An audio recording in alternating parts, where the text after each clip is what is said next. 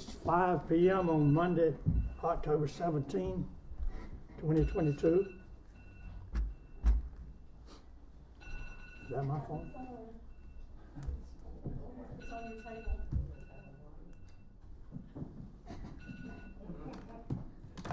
Oh. Okay. It's my 5 o'clock deal. Oh, okay. Okay, as I was saying, it's 5 o'clock on Monday afternoon of October 17, 2022. The Goldsboro City Council work session is in session. Call the meeting to order. First of all, I want to thank those of you who are here tonight for whatever reason you're here for, be of just primary interest or a purpose to address the council.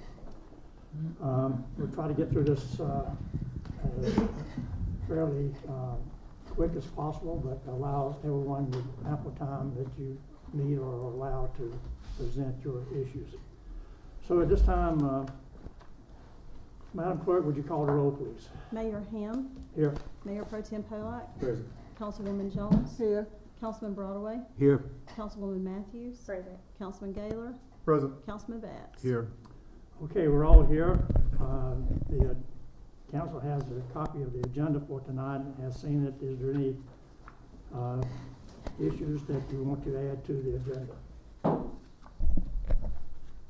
Move to adopt. Second. We have a motion to adopt the agenda and second. Is there any discussion? If not, all in favor, please raise your hand on adopting it. Any opposed? If none, the agenda is adopted. So we'll go into the old business. And the first thing on the old business agenda is the Herman Park Center update. Going to be given by our city manager and TA 11, Mr. Salmon. Yes, sir. So Herman Park Center is closed for maintenance. I thought it would be important for council to understand where we're at with the design build process with TA Loving. So Mr. Josh Price will come up with Scott and Janessa, and they'll provide you the information. Thank you. Just pull up the presentation, please. Good evening again. Good evening, Josh. Couldn't read my. Thank y'all for having us. We'll do a quick introduction. I'm Josh Price. I'm the project manager with TA Loving Company. This is Scott Wynn. He's our pre-construction director, and Janessa Van Deen is the lead designer for the project.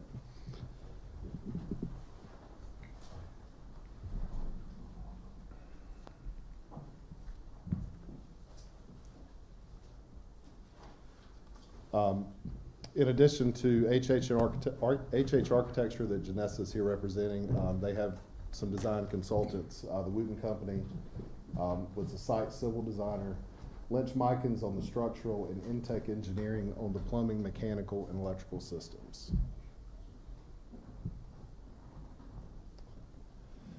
So the method of delivery for the project was design build. Schematic design, design development, construction documents. These are terms that we'll use tonight. So if at any time we're using a term that you're not familiar with or you have any questions, please stop us. We're also in the construction business. We're bad for making words shorter so that we can spit them out over heavy equipment. So if we say something that doesn't make any sense, just raise your hand and stop us. So the way the process works is you have these phases of documents, and what you're doing is you're working. The designers and the contractor and the owner are working together through the whole process to get to construction documents where you can go to construction. So schematic design, we have meetings with the end users. In this case, we met with several folks from the city to determine kind of spatial needs and what the desired use of the building was going to be. We come up with floor plans, really early elevations. We turn that over to Scott in the office. He gets with our team of subcontractors. We go out and we get pricing on that, at an early design phase, and Scott submits that pricing to the city of Goldsboro. Once that's kind of approved and says, yes, we like the direction this is headed, we move into design development where those floor plans and those elevations get finely tuned. The systems come into more specifics as far as equipment that's to be used, finishes get selected. During design development, in this case, we were working to get the site plan fully approved where we could get going on that early in advance of actually executing the construction document phase so that we could hit the ground running. And then construction documents is the last phase in the process. That's where we take a set of documents that we can go build the building with. Get all ETJ approvals, come in, get a building permit, give the city a final cost on what it's gonna be, and we go build it. We had a 10-month design phase on the project, and again, this happened back in early 2019, and we had planned on a 12-month construction duration with a few months overlap. Again, the goal was to start the site work early, tear the building down, where once we had that final cost, we were hitting the ground running, doing structural work and doing foundations. We were tasked at the time with a cost not to exceed $11 million. This included all design fees and fixed equipment. Schematic design commenced February 1st, 2019. And in part of that, we also completed the subsurface exploration. The existing site survey and hazardous material survey were completed for the building components in the existing building. So this is one of the earliest floor plans that we submitted to the city. You'll see in this we have 2 gyms. I'll call them competition gyms. And then we had a third multi-purpose room, which was not quite the size of a regulation basketball court. It was going to be used for flex space. We have the admin area, the classrooms, large men's and women's restrooms, and then system support spaces in the building. So once we kind of came to this point, we began design development. During design development, that multi-purpose room on the end was expanded for regulation basketball play, and the structure and systems were modified in order for this to become a FEMA shelter in case of an emergency. We were having some issues with the budget, getting it in budget, so Randy Guthrie at the time was going after some FEMA money in order to designate a part of this as an emergency shelter to help with that funding. So in addition to that, we also added an emergency generator, and we were in the process of tracking down if there were any special requirements on water source. I remember that was a big one. Designs for the site, structural, plumbing, mechanical, and electrical were fast-tracked in order to get those subcontractors officially on board, get them under contract so that they could assist us with the design. The bid package for demolition and abatement was let in May of 2019, and then that followed with the plumbing, mechanical, and electrical in July of 2019. So when we got to that point, there was some talk about turning the building on site and making some design changes. That was in early August of 19. And those changes included rotating the building 90 degrees, redesigning the site to utilize Ash Street for a primary entrance, demolition of the senior house, additional program space to accommodate the seniors, and then an entry structure onto the new building. And we submitted that proposal for the design fees back in September of 2019.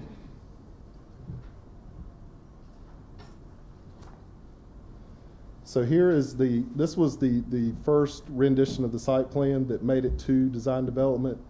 In this plan, the senior house is still shown where it is. We were not going to touch that.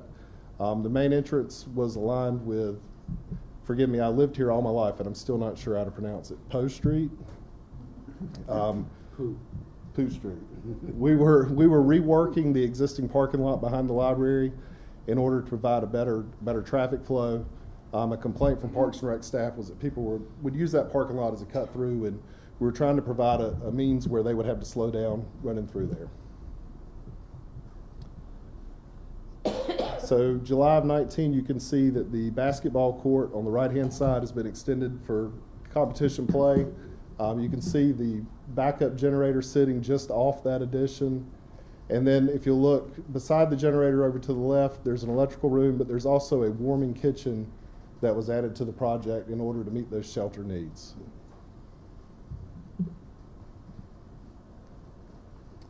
And these are some renderings on what we were proposing. At the time, it was a mixture of brick,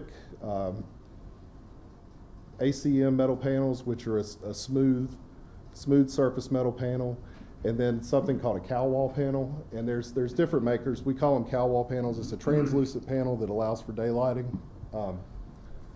So this was Herman Park. This was looking at all directions, and then we have some renderings of the different directions from where you're facing. So this would be looking from Ash Street if you were headed towards downtown.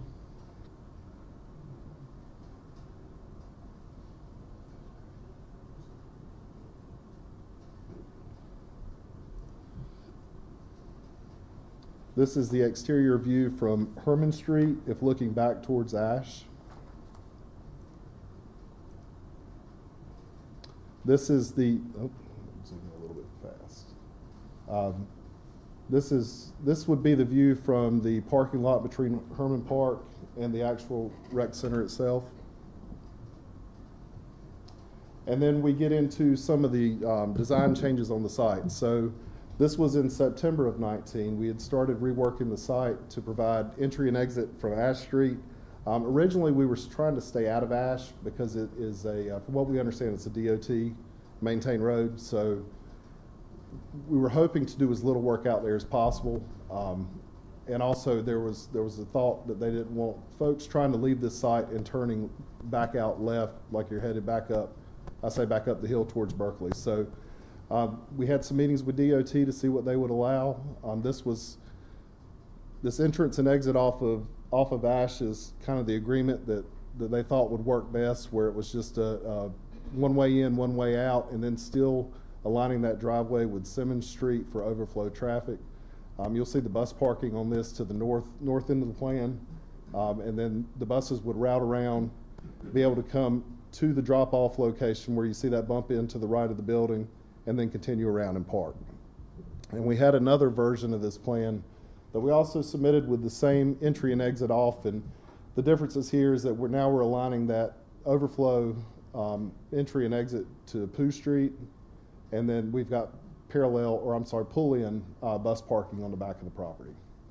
And also, these drawings also show what would happen when the rec center is rotated, which if you'll notice, both of these additions have the senior house being torn down, and we would be adding space back to this building. So we've been asked to kind of give some initial first steps on getting this project, if the decision was made to get it back going. I speak for Janessa, but we've talked about this. From the design team perspective, we would need to first determine what the final site layout is, if the city wants to pursue turning the building, or if we want to go back to the way it was in July of 19. If those changes are required, there is an additional cost that would need to be reconciled from that. And then we would need to review and approve design costs to date and proposed costs to complete. An updated existing baseline baseline cost would be required just because of the age and everything that's happened in the construction market since then. And then H&H would need to reconnect with all the AHJs and make sure codes haven't changed and that the work they've done so far still complies with what the requirements are to build a building like that on the site. As far as TA Loving, next step, again, we would need to develop that baseline estimate. We need to go back and perform our subcontractor outreach. We need to analyze the packages that were previously bid. That's the demolition, plumbing, mechanical, electrical, and just see where, have some conversations with those subcontractors and see what their stuff's done. I mean, with it being 3 years old, I think we probably need to start fresh, but a good starting point to help Scott develop that baseline budget will be to reach back out to those folks and see what's changed since then. We would need to rebudget our DD level documents once, the site layout and the program space is finalized. We'd need to re-advertise back out in our local news, and then start working the small and minority business programs and goals that we set for the project. We had some very ambitious goals on this. We wanted to keep a lot of those dollars in Wayne County, and we were going to break that program out to actual labor hours for the folks that were, not just the companies, but the people that were working on the job, and be able to report that back. And then we would need to just develop the remaining bid packages. And I know that's a lot of information. Scott and Janessa and I are here if you have any questions. we'll just open it up to anything you may have. Well, let me make a comment. If you just move to the side a little bit so I can see. This is for the benefit, what I'm about to say is for the benefit of the audience here tonight and those that might be watching, as well as our council members. You saw the date of 2019 mentioned several times. The previous council, of which only Councilman Broadway and myself were a part of, had talked about replacing the current Parks and Rec building on Herman Street, corner of Ash and Herman, which is very, very, very old and in a very dilapidated state, 3 years ago, with a new facility, which has been talked about here. We did not go forward on that because of funding issues. So, but it's not something that I would like for the council to forget about. We, at that time, felt there was a need for a facility of that nature on the north side, west side of town, to complement the W.A. Foster building on the other side. And so that's the background on this. And TA11, we met with these gentlemen and this lady a couple of weeks ago to sort of get an update on the situation and asked them to come back and brief the council as to what has been talked about, developed in terms of architectural plan and so forth at this point. This is strictly an information presentation tonight. The council's not going to be asked to make any decisions about anything tonight, but I hope that we will not let this just fall between the cracks. The public, when we did our research on the needs for this back in 2019, it was clear that the public felt that there was a need for this facility. So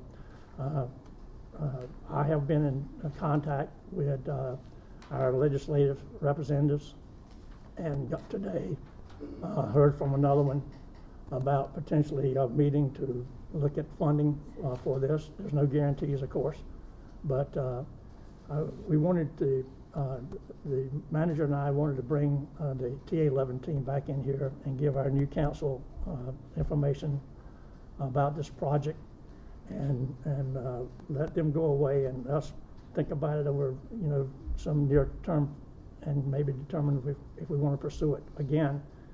Obviously, contemplating and understanding what the financial state is. So I'll open it up to the council for any questions you might have or comments. I have a question. I heard you touched on diversity, minorities.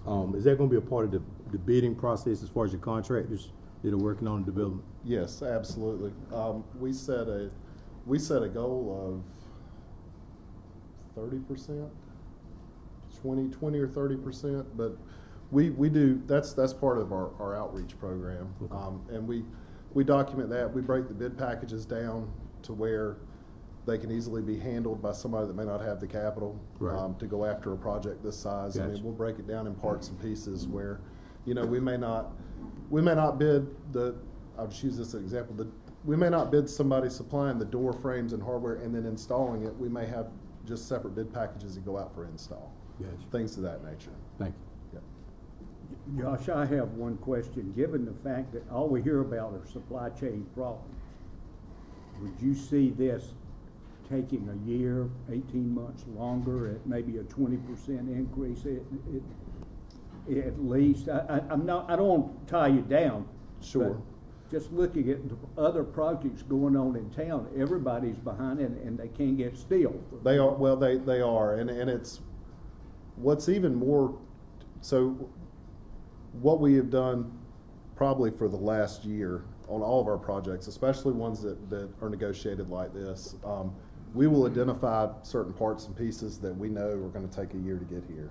And we'll say, hey, we need to do something early, let's get that stuff ordered. Now, with that being said, we run into daily challenges on adhesives and screws and things that you can get off the shelf are getting just as bad. But I think the best way to approach that and we had started down this road in 19. I mean, that was a few months before anybody really knew what the effects of COVID were going to be. But we had identified steel and the generator, and there were certain things that we had set a goal to say, hey, by this date, in order to meet this timeline, we need to have this stuff ordered, and that would just be negotiations between us and you guys. So. It would be longer because the whole reason for this, I think we were after Matthew, we had no place, we had no shelter. Correct. And that was kind of the thing that drove us to this and to the additional building. Right. Because we had no real shelter or no sustainable shelter. So that's kind of what took us to that I might add too that from a federal funding standpoint of view, this is what's called a shovel-ready project, meaning we have the plans pretty much drawn with some alteration of those, but this is we've got the land, so it's not like we just come up with an idea and then ask them for money. We're way ahead of the game in that, and that was what was so helpful to us with streetscape and our activities down at the Union Station with the GWTA bus transfer place. So. Sure. Well, and I know you know, if you're talking a literal shovel ready, site plans at this point. If we were to say, you know, Monday, let's put a plan in action to go. We're 60 days away from being able to move dirt. That's how far ahead the site plans were. All the stormwater had been calculated. I think all that was lacking from Wooten was submitting those plans to the state for review. And if I'm speaking out of turn, No, please. Okay. it's fine. We were dead ahead, and you know, it was several contributing things. It was the end of 19, and then COVID happened, and then it just kind of just sat. So we have several. There were certain parts to get started that we were weeks from, not months. And the biggest final hurdle would be going back and sitting down and saying, okay, this is what we have. Is this still what the city wants? And then going and budgeting it and getting that final set of plans. So, good presentation. Thank you. thank y'all. Thank y'all for having us. Thank you. Yep.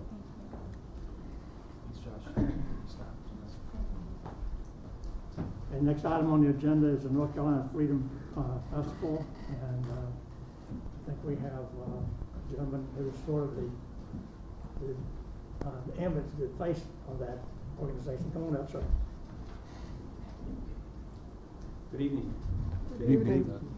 So thank you for the opportunity to present on Freedom Fest.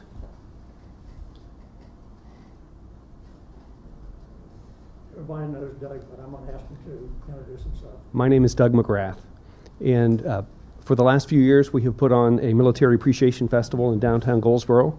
We've had 2 years now under the branding of NC Freedom Fest, so I'm here to talk to you about plans looking forward. So Freedom Fest is a Military and First Responders Appreciation Festival. It's designed to bring the community and base together in a family-friendly setting in downtown Goldsboro. And it really is a collaborative effort. So 2 years ago, someone from the base suggested the theme One Community, which really kind of took root with this event and has led to partnerships, as you see up there, with the city, several nonprofits. The list continues to expand year by year. This year, Goldsboro Rotary stepped up and really played a major role with what we were doing. So that approach in terms of a collaborative effort in one community is central to the theme of what we're doing. So this gives you a little cross-section of folks that have supported the event. I think it's great to take a moment and just look at the names that are up there, because we're kind of all over the map. You don't see just a concentration in one industry supporting this. And early indications are that we have some interest from actually outside Goldsboro to join in on the financial side of this. So we're excited to see where that will go. The sponsorship has certainly expanded over the last couple of years, and we'll get into some of the numbers of that a bit later. But I think important for you to see the local companies that, even during the pandemic, were writing checks and supporting an event of this nature. So I think a year ago when I presented, one of the things we did was share some of the economic impact. So I wanted to give you a comparison of 2021, which would have been the last report that you would have seen, in 2022. So in 2021, the estimated attendance was $11,386. The economic impact, and this becomes really complicated. I mean, it's looking at the costs that the festival writes checks for. It looks at the costs of vendors coming in, people buying merchandise or food from the vendors, all the supporting entities that work with this. So the economic impact of Goldsboro in 2021 was estimated at $354,103, and of that, $79,702 was really kind of a shot in the arm to downtown businesses. And I think I just misspoke, in 2021. So in 2022, the estimated attendance is 16,290, and I would point out that is for the Friday night and the Saturday session. So as we get into some of the events, you'll see that this takes place over more than just one day. And the economic impact had grown to 597,000, and the volume to additional volume to downtown business of 216,530.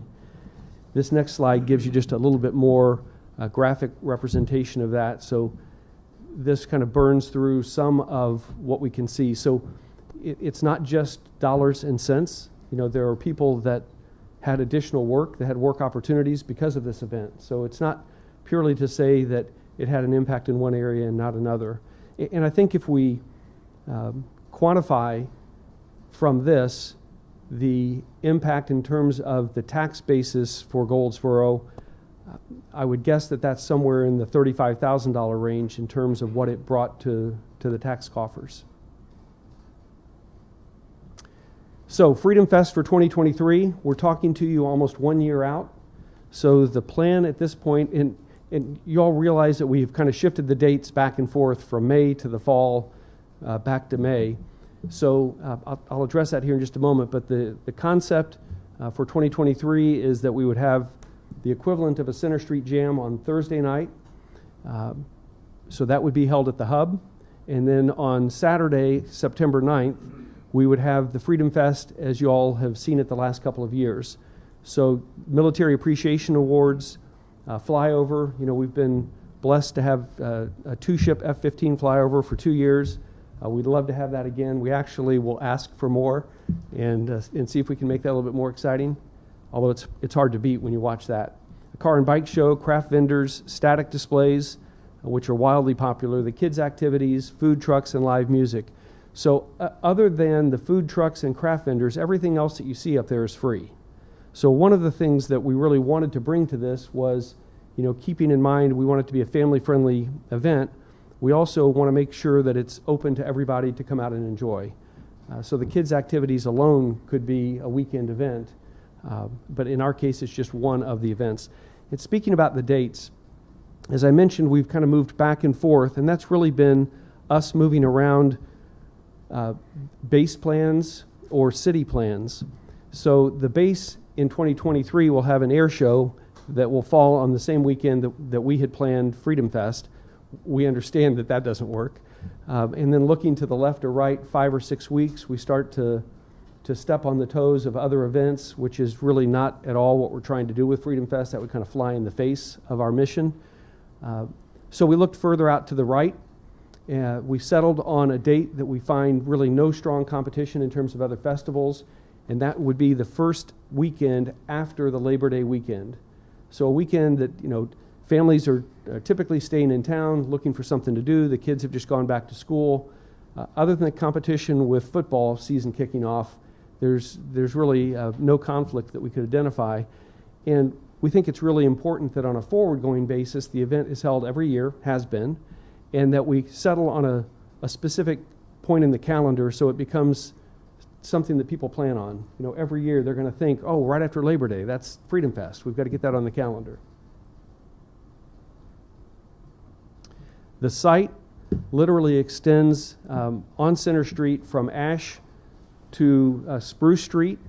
So for those of you that have not seen it, we literally, with the support of the city, close those streets to car traffic. It becomes pedestrian traffic, and vendors and merchants, static displays are all set up so that we draw a crowd into that environment. The main events will take place at the Hub and at the empty lot that I have dubbed Freedom Field, which is at 207 South Center Street. So At the hub, we expect that that will continue to grow in terms of family inclusive area, a kids entertainment area. We can program a few more things in there as we develop our budget. And this is just a graphic. Jordan Walker puts this together. It's an amazing piece. So this was based upon the event 2021, but I wanted just to share the visual with all of you as well. So we're once again here before you requesting support from the city. So that can come in several forms. One, we would love to see all of you, council members out there, enjoying the event and connecting with our community and with the base. We do receive a lot of support in terms of planning and logistics, and so we've listed some of the city departments there that historically have been partners providing lift for us, if you will, in the Freedom Fest. We're not asking for funding. We will fund the event and we will program the events based upon our ability to raise the money in the private sector. So each year we go out and skin our knuckles up and do what we have to do to just, kind of beat the streets to find the money. And once again this year we'll take care of funding whatever elements we can fund through our sponsorship program. We have fairly ambitious plans to expand the sponsorship so that we can program more and more events into what we're doing. And of course, we'll meet the insurance requirements. So that's my appeal to you tonight. Thank you, Doug. Any questions? Always super. Done every year it gets Thank you. better. Thank you. Thank you. I want to, as I often do, commend Doug McGrath on his dedication to the city of Goldsboro and various aspects of his volunteer work, and especially in Freedom Fest. This was basically his idea. And it went from an idea to a program now that has, as he's shown the numbers, become something that Goldsboro should be very proud to host and participate in. It draws comments from all military installations in North Carolina who send people here, or they don't send them, but they have people coming from these installations as well as cities. It's been mentioned at the Washington Department of Defense level. So it's a testament to this city's support and appreciation for the military that this program has grown like it has. And I hope the council will be present as we go forward. I've been to each one of them that they've had so far. I've thoroughly enjoyed it. People come out there on Saturday, enjoy themselves. They have a lot of fun. And again, we look forward to the next iteration of this, Doug, and thank you so much for the job you do. Absolutely. It's a privilege to be part of it from my Mayor, perspective. I'd like to commend Doug also for the award he received at DOD. Thank you. As a community supporter up in the Pentagon. And I was the guy lucky enough to pick it up, but that really is a Goldsboro. That's a Seymour Johnson. That's our community shining right there to the kind of the rest of the U.S. So thank you so much. And he also runs a business on the side. So thank you. thank you, Doug. Okay, at the last meeting we talked about. Mayor, we have concurrence amongst council to provide similar support in the past years. Sorry. You have concurrence amongst council to Oh, yeah, plan on I'm that sorry. date and provide Do we, similar support. is it consensus that we support the Yes, Freedom Fest? Sure. Okay, Okay, sir. thank you. So the last meeting, we talked about the desires to, on the part of our Parks and Rec leader, to fund some equipment for the North End Park. That equipment that she had in mind was all accessible park equipment. And we asked Ms. Brown to come back tonight and talk to us a bit about some of the research she found on funding. And is Felicia here? Ah, there you are. I thought I saw you come in. Every time she comes up, it costs us money.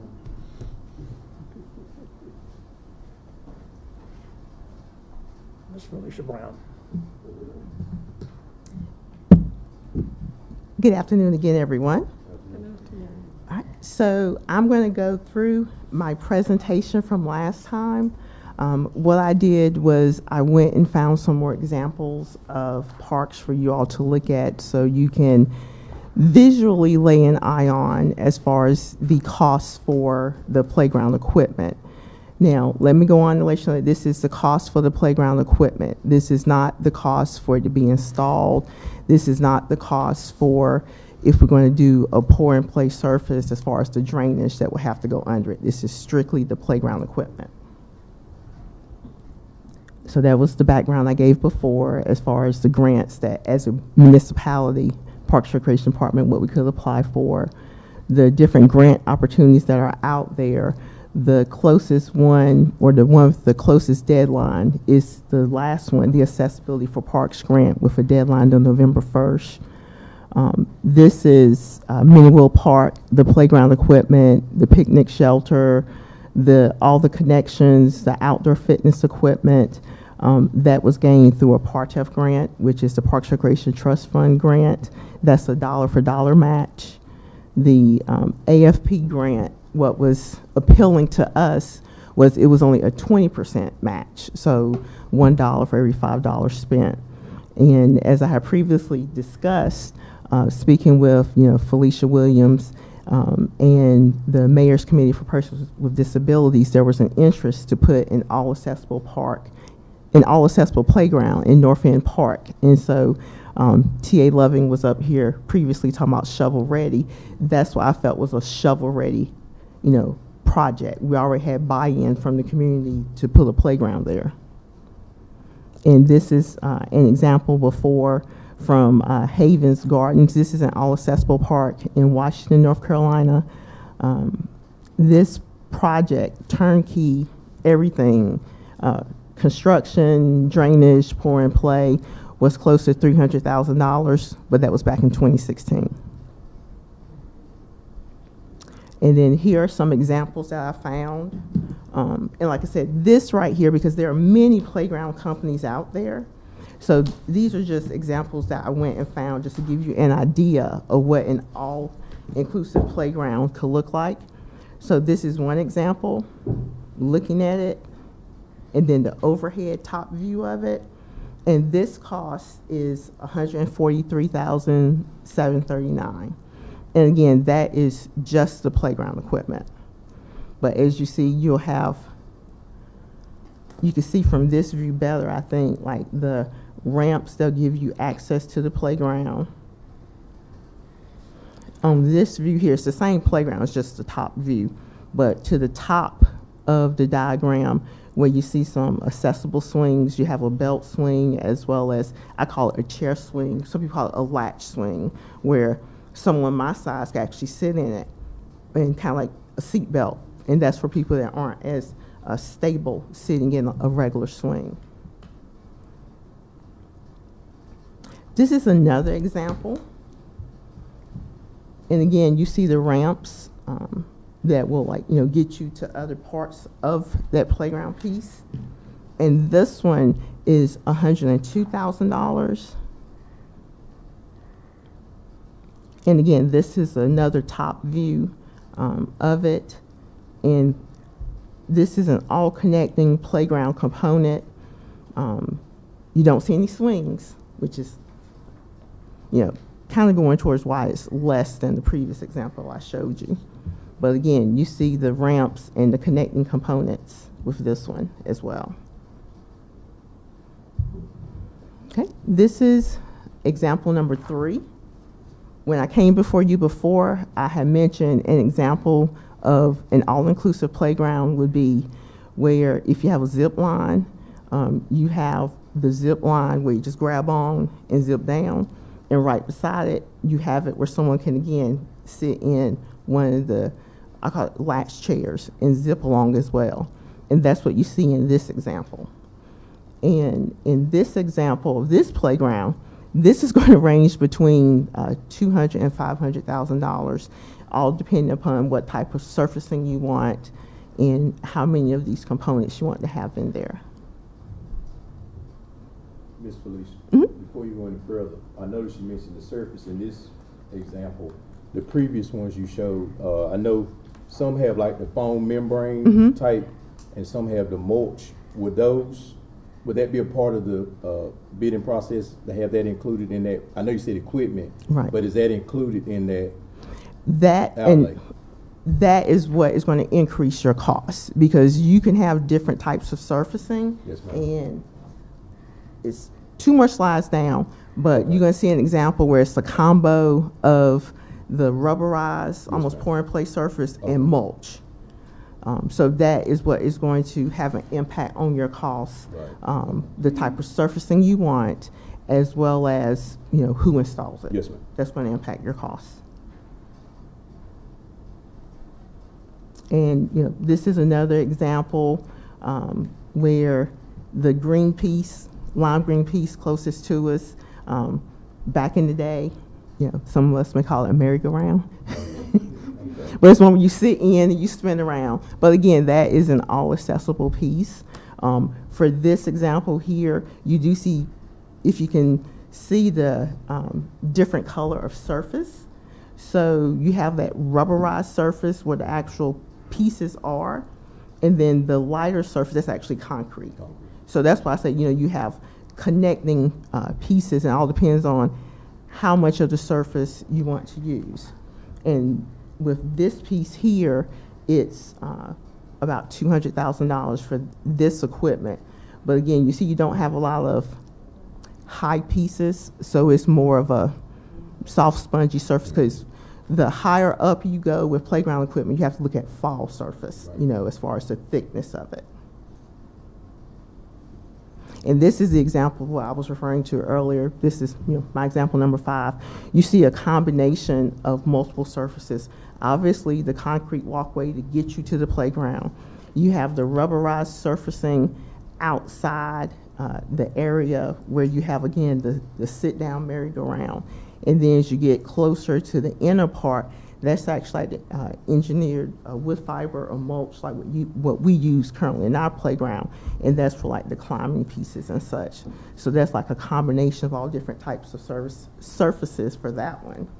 And that cost for just this playground equipment is like $180,000. But again, what I'm showing you is it's just, you have so many choices when it comes to different pieces of playground equipment, whether you want a huge connecting centerpiece, whether you want individual pieces. But again, this playground, like I said, it's about $180,000, but that's just the playground equipment. We're not talking about the surfacing or the install. And then when I was before you all last time, I had mentioned that I know one of the key things that had been discussed was wanting to, some people call it wheelchair swing. This model is actually called the Liberty Swing, but it's the same model that I showed you with Havens Gardens in Washington, North Carolina. And again, like I said, that was done back in 2016, and the cost for the swing then was over $15,000. The current day cost, you're looking at closer to $30,000 for this type of swing. I would say over the weekend, early in the week, last week, I found another example. Haven't been able to get the price yet. I'm actually attending a recreation conference during the day this week, so I'm hoping to get up with this vendor to see what this cost is. This is another example of a wheelchair swing, and with this one, it actually has a position where more able-bodied people can sit on one side, so you actually have that inclusion, that interaction. It's not someone sitting by themselves swinging. It's, you know, more of an interactive type experience. But with this type of swing, you see where, similar to the Liberty Swing, it's a way for someone in a wheelchair to be locked in on one side safely. But in this example, you also have, it kind of reminds me of an amusement park ride, but you have seats for people to sit in on the other side, so they can all swing together. And like I said, I haven't been able to get a price for this yet, but I'm hoping to get up with the vendor this week to see what that cost is. But like I said, I just wanted to bring you all more examples of the different types of playground equipment there are out there. There are multiple playground companies. All of the playground companies that we deal with, as well as other municipalities and counties, they have to meet certain standards. So it's no one playground company that does it all. Even in our parks, we have multiple pieces of equipment represented by different playground companies. It's not one commercial playground company that we go with. Because like I said, I mean, I don't want to say they all make the same product. It's just what are we looking for at the time. And so with that, I'll take any questions. So, are you going to, I know we haven't talked about a particular selection of equipment here, but what do you have any information to give to us tonight about funding, grants, or whatever? No, I'm just back before you all again this evening, like I said, to pick up the conversation we had when I was before you last time. We were talking about the Accessibility for Parks grant. Like I said, the deadline for that is November 1st. I did call back and check with my grant people. That grant is a one-time grant unless something happens in the General Assembly, because it pretty much came about because of the excess revenues with the state of North Carolina. The other grants that I have up there, the PARTEF grant as well as the LWCF grant, those are yearly grants. Those aren't going away. And like I said, they have deadlines as well, whether it's May 1st or October 1st. But like I said, it was just that one particular AFP grant, the deadline was approaching, and so I wanted to come before you all. So we would need council to make a motion and approve authorization to apply for this grant with a matching amount, that 20% match. So for instance, if I think it was recommended last time about $200,000 to apply for the grant, and then we would have to match $40,000. Based on the pictures you've seen tonight and some of the issues we have to deal with, do we want to make that less? Not at all. Or do you want to do the amount that was suggested last time? We don't have a particular design for amount of money, but we would need to get council approval to move forward. And then the funding is going to have to come out of your contingency fund or fund balance because it's not budgeted. So that's where I was trying to lead you to talk to that. So what we would potentially offer to you, or you would ask us for, is to approval for you to go forward with a grant request of $200,000.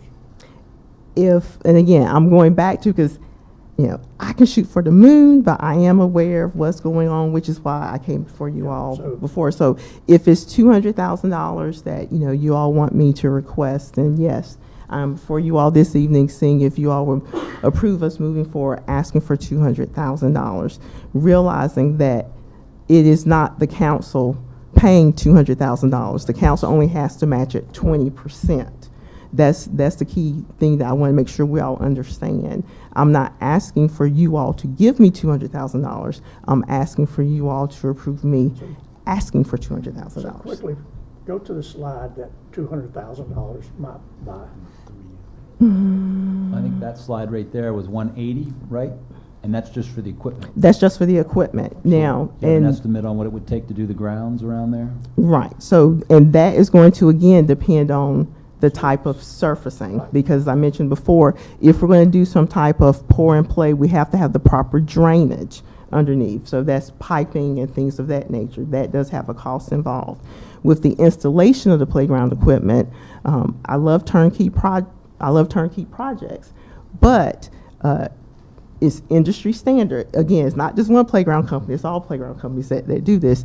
You typically pay 50% of the cost of the equipment for them to install. So if you pay $180,000 for equipment, you're looking at a $90,000 install, which will bring it up to $270,000. So would council want to discuss this? So 200,000 is really not going to be enough. If we're looking at this one, because I like this one, because I think but this one doesn't include the Liberty Swing or. Right, so that would be an additional piece that we could add in, but that is an additional piece, just to be aware of, or if it's something where I like this piece, but take out the smaller unit with the cubes on the left and a little swing and put Liberty Swing in its place. Because that's really what it comes down to when we look at a playground that we like, is what we want to keep, what we want to take away. Let me see if I could quickly. That's on the zip line, right? That one. This one has a zip line. That one does on the far back side, that light blue.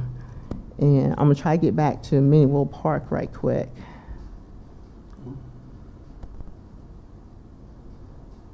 Okay, it's kind of hard to tell from this view, but on the other side of the octagonal climber is a unit with multiple slides.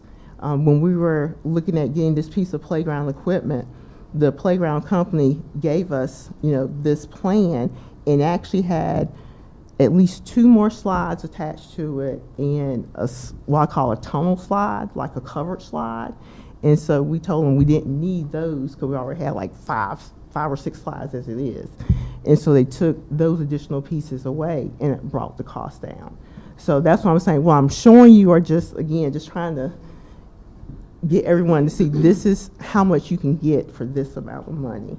And again, that's just straight purchasing. You have to think about, install and the surface you want as well. So let me be clear. I like the wheelchair swing. Mm-hmm. I like the Liberty Slide too, but I like the wheelchair swing. So to add that, or either one of them, the cost would go up.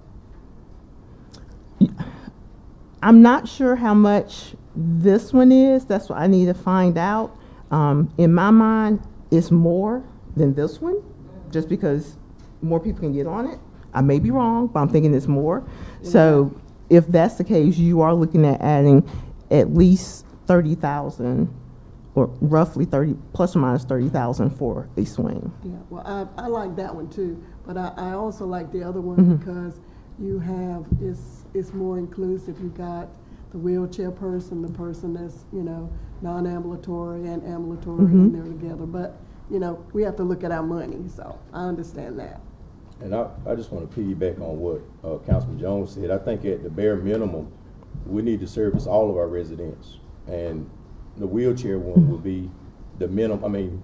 Because you have kids that can't zip line or can't slide. Mm-hmm. I think that's the bare minimum that we provide the wheelchair accessibility. And my question I had, to cut on cost, for the walkways, the concrete walkways, could we utilize our city personnel to install some of these walkways to cut back on the cost of a contractor? Because they have forms that they already have within those departments. Mm-hmm. Would that be a possibility to cut on cost using our concrete people to? It's a possibility, but that is more public works than us. Right. And I guess it all depends on how comfortable their people are with, pouring the sidewalks, as far as getting from point A to point B. Because it's one thing to go in and replace a piece of sidewalk that got destroyed or cracked and just turn it up and re-pour it. It's another thing to form and pour, like, 6 foot, length, 8 foot wide. Gotcha. So like I said, it's the same, but it's different. I understand. I just wanted to know if we could, utilize that option, collaborate possibly with a department within our city to save costs. Mm-hmm. Right now, all we're doing is just voting on whether to apply for the grant. So why don't we just come up with the a amount, number? the amount you want her to apply for, Yeah, and what we have to match. come up with a number and. So just real quick before you do that, Councilman, I looked at just did a quick Google search about this particular wheelchair, and it's looking like it starts at 20 grand plus. So I just wanted us to consider that, because I think this is a great swing. Yeah. Any swing I think that would allow them to swing is great, but this one is like the swing of the swings. Right, and I'll add this.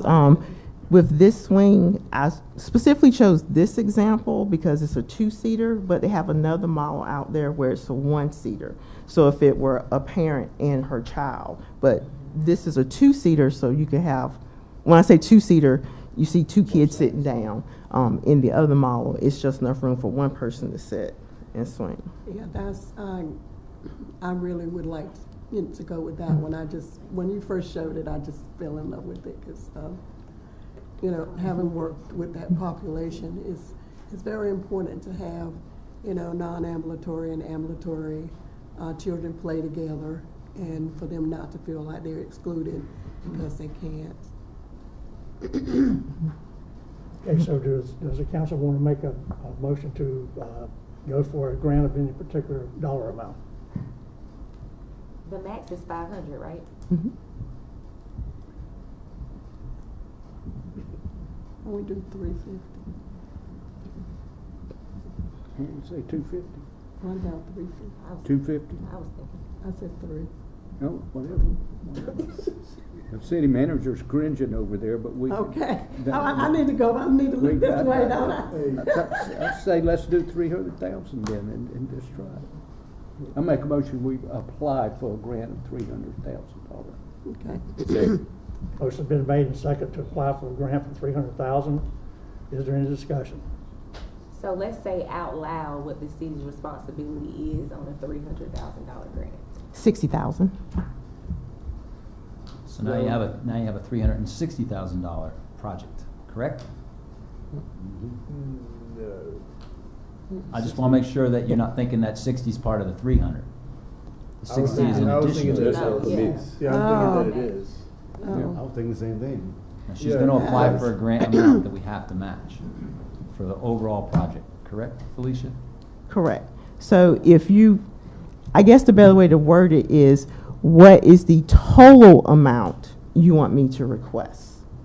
Not the amount you want me to request. If I'm not trying to confuse people, but if the total project is, let's say, $250,000, Let's still go then the 300,000. 20% match would be $50,000. So we're actually asking for, it's going to sound confusing, but we're asking for 200 and dropping into 50 because the total amount of the project is 250. So it's like, what is the total amount? So we have a motion on the table and second for a $300,000 grant request. Any more discussion? Can we, Yes, ma'am. can we amend that amount to, I'm sorry. because it's gonna be more, because The total amount is 300,000. If that's the case, we're going to have to make 60,000. I guess we'll have to do the math on that. We'll just say 250. Some amount. 240 plus Okay. 60 makes Would you change 300. yours? I amend my motion to 250,000. You're amending it to Yes. 250. Yeah. You satisfied with that? Mm-hmm. I You see. second. Is there a second on that? Second. Okay, second. Okay, well, the motion's been made to amend the original motion down to 250,000. Any discussion on that? You're looking like you want to say something. You're looking like you're not happy. I'm very happy that I would be unhappy if we were not taking advantage of the opportunity to leverage funds. The wording of this, saying total grant value versus total project value, it's semantics. I think what we're discussing here is a total investment by the city not to exceed $60,000 and allow you to apply for the maximum project value that we can get with a total city outlay of $60,000. It's however we phrase it is inconsequential. I think we all agree that the total city outlay is not to exceed $60,000, and whatever the wording is beyond that, I think we allow you to submit your grant. Yeah. So the motion is to, Lawyer jump in. I would say that if the motion, if you feel comfortable with the motion that Councilman Gaylor stated, then I would ask Councilman Broadway to withdraw his motion. And I was not attempting to restate his motion. I was just restating the effect of his motion. he didn't make a motion under 60,000. Right. I understand, I just want to make sure if that's what you were trying to convey, and you wanted the motion to convey that for sure, without just the 300, the 250, whatever it is, that y'all are clear, it could be withdrawn what was already out there and a new one made, to say whatever grant is available with the city expending no more than $60,000. Then that grant could be 300, it could be 250, it could be whatever it is, but the city's not expending more than X dollars in their matching requirement. Okay, I'll amend to, Councilman Gay. Okay, so we have a third amended motion to, Let's, apply for a grant. It's not a third. Sorry, Mayor, can we be clear? Let's just have Councilman Broadway withdraw his motion. okay. Okay, I'll withdraw. Okay, now, you Now wanna we make can the have a motion new to? motion on the floor. And I would defer to Councilman Gaylor to word it Happily. out.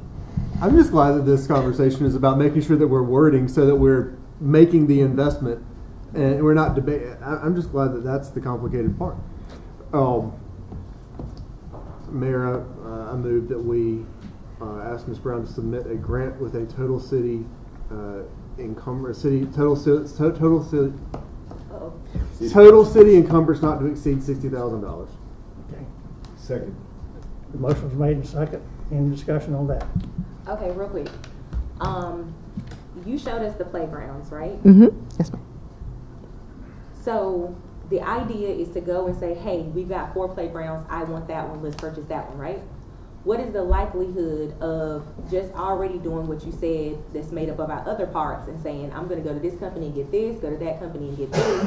Will it bring the cost down? Because I'm saying while we're about to vote on this, which I think is still great, is it a possibility that instead of a whole package, we can go and shop and get individual pieces to bring the cost down? Yes, we can shop and get individual pieces, and that's where it's like looking at, and that's what I was referring to earlier as far as I know the Mayor's Committee for Persons with Disabilities, I know for sure it's like the one thing was the swing, and there were a couple other pieces that I was gonna get with, you know, Felicia on to say, what are your must-haves? But with all that said, the city is part of a cooperative agreement with, I'm trying to say it correctly, cooperative agreement where these companies have already been vetted, and so as far as this is what we want, I can, and it's multiple playground companies, go to them and said, tell me your price for this, this, or this. And like I said, and they typically say, this is how much it costs. And then they may say, well, but we can give you these 2 pieces for this amount. But yes, yes, we can. Okay. Any more discussion? Councilman Gaylor, would you restate your motion? Sure. Mayor, I move that we ask Ms. Brown to submit an application for this grant with a total city encumbrance not to exceed $60,000. The motion was made and second. All in favor of the motion, please indicate by raising your hand. Okay, we have a total vote. Okay. Thank you, ma'am. Thank you. Thank you. I love that swing. I'm glad you found it. Okay, this time we're going to change gears a little bit and bring forth our NPOs who were recommended by our consultant, 5 of them, to present their particular nonprofit organizations plan for how they might, if they should receive funding, how they might use that for a homeless population. Now, just to some rules here. Each presenter will be given 10 minutes, and our clerk will keep the time. We cannot show the time on the screen for technical purposes, but she will give you a start time and a 2-minute warning when you have reached 8 minutes. Then you have 2 minutes to finish up. And if the council has any questions after that, they can ask them. If you finish before 10 minutes, then it'll open up for questions if you have them. And by the way, one of the 5 nonprofits declined to present, and that's Green Lamp. So the order that we will present is Wages, NLFL, 4-Day Movement, and New Hope Village. So at this time, I'm going to ask Wages to come forward. And, Good afternoon, everyone. Thank you, Council, Mayor, for giving me this opportunity. I'm Patricia Beyer, Chief Executive Officer for Wages, and here happily to present to you. I enjoy your presentation about the playgrounds too. You know, we do that from time to time as well. So I enjoy that part too. All right, just to give some history of wages, in January of 1964, President Lyndon B. Johnson declared the war on poverty in a State of the Union speech. In August of that same year, he signed the Economic Opportunity Act of 1964.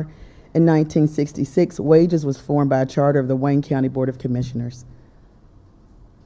Our vision is that everyone has the opportunity to achieve their optimal potential, and our mission is that we provide opportunities and services to improve the quality of life in the communities that we serve. Our core values: we're committed, compassionate, innovative, we have integrity, and we're collaborative. Just to speak about the collaborative part, the Wages family works together and in partnership with the community, always embracing diversity and inclusiveness. So, Wages programs provide services for children, individuals, seniors, and families. These services include early education, economic and workforce development, child advocacy, energy efficiency, housing supports, housing, nutrition, and senior volunteer programming. Some of our programs are Weatherization Assistance Program, Head Start, Early Head Start, our CSBG Self-Sufficiency Project. We do home delivered meals here in Wayne County, also referred to as Meals on Wheels. We have congregate nutrition sites for the elderly, a senior companions program, a foster grandparent program, and our newest program is the Child Advocacy Network, serving 6 counties here in eastern North Carolina. Wages, when talking about proven success in serving those who would be directly impacted by this funding, we have proven success in serving those who are experiencing economic hardship and disparity, including those who are facing housing insecurity, homelessness, and housing instability. In addition to our success in working with the target population, we also have extensive success and experience in being in administering federal grants and federal resources, but also in making sure that we have the capacity to make sure those are executed in the way that the federal government prescribes. Our experience with tenant-based rental assistance. Due to financial hardships and life barriers, Wages has also assisted participants who were facing foreclosure and evictions and thus at risk for homelessness. These are individuals who have limited income, no family or natural supports to assist with maintaining housing. Proposal to utilize the funds: affordable rental homes, tenant-based rental assistance, and supportive services. Affordable rental homes. Wages has assisted individuals and families with temporary shelter due to homelessness. Often families may be concerned about criminal activities and environments of temporary shelters that we currently have, which include hotels or motels, and the safety of their children and family. Affordable rental homes would provide a sense of community and a safe haven for families.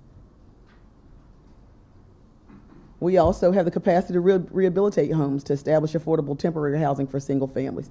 Our weatherization project director is a licensed general contractor, and the crews all have significant construction experience. And just a little note about our weatherization program: it does operate in 5 counties here in eastern North Carolina: Wayne, Wilson, Lenore, Green, Pitt. Wayne, Wilson, Lenore, Green, Pitt, yeah. Experience with tenant-based rental assistance. Because of the aforementioned experience with providing rental assistance, many local landlords and housing management groups work in partnership with Wages and accept our purchase orders and commitment to pay. Supportive services. We have the CSBG Self-Sufficiency Program, which provides case management to eligible participants with multiple services that cover employment and education-related concerns. The case managers work with the participants on establishing rapport to better understand the current needs and develop action plans to assist them in becoming economically self-sufficient.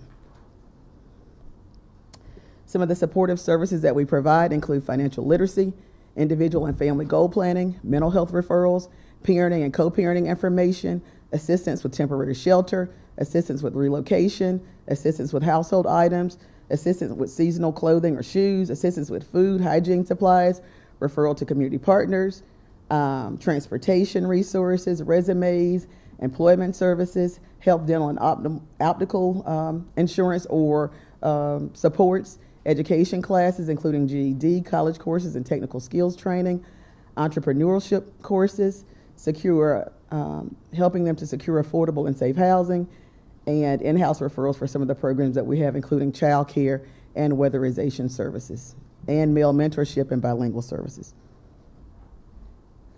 A summary of our supportive services: we provide extensive case management, We work in collaboration with our community partners, as I've mentioned before, and make referrals to community partners and community resources.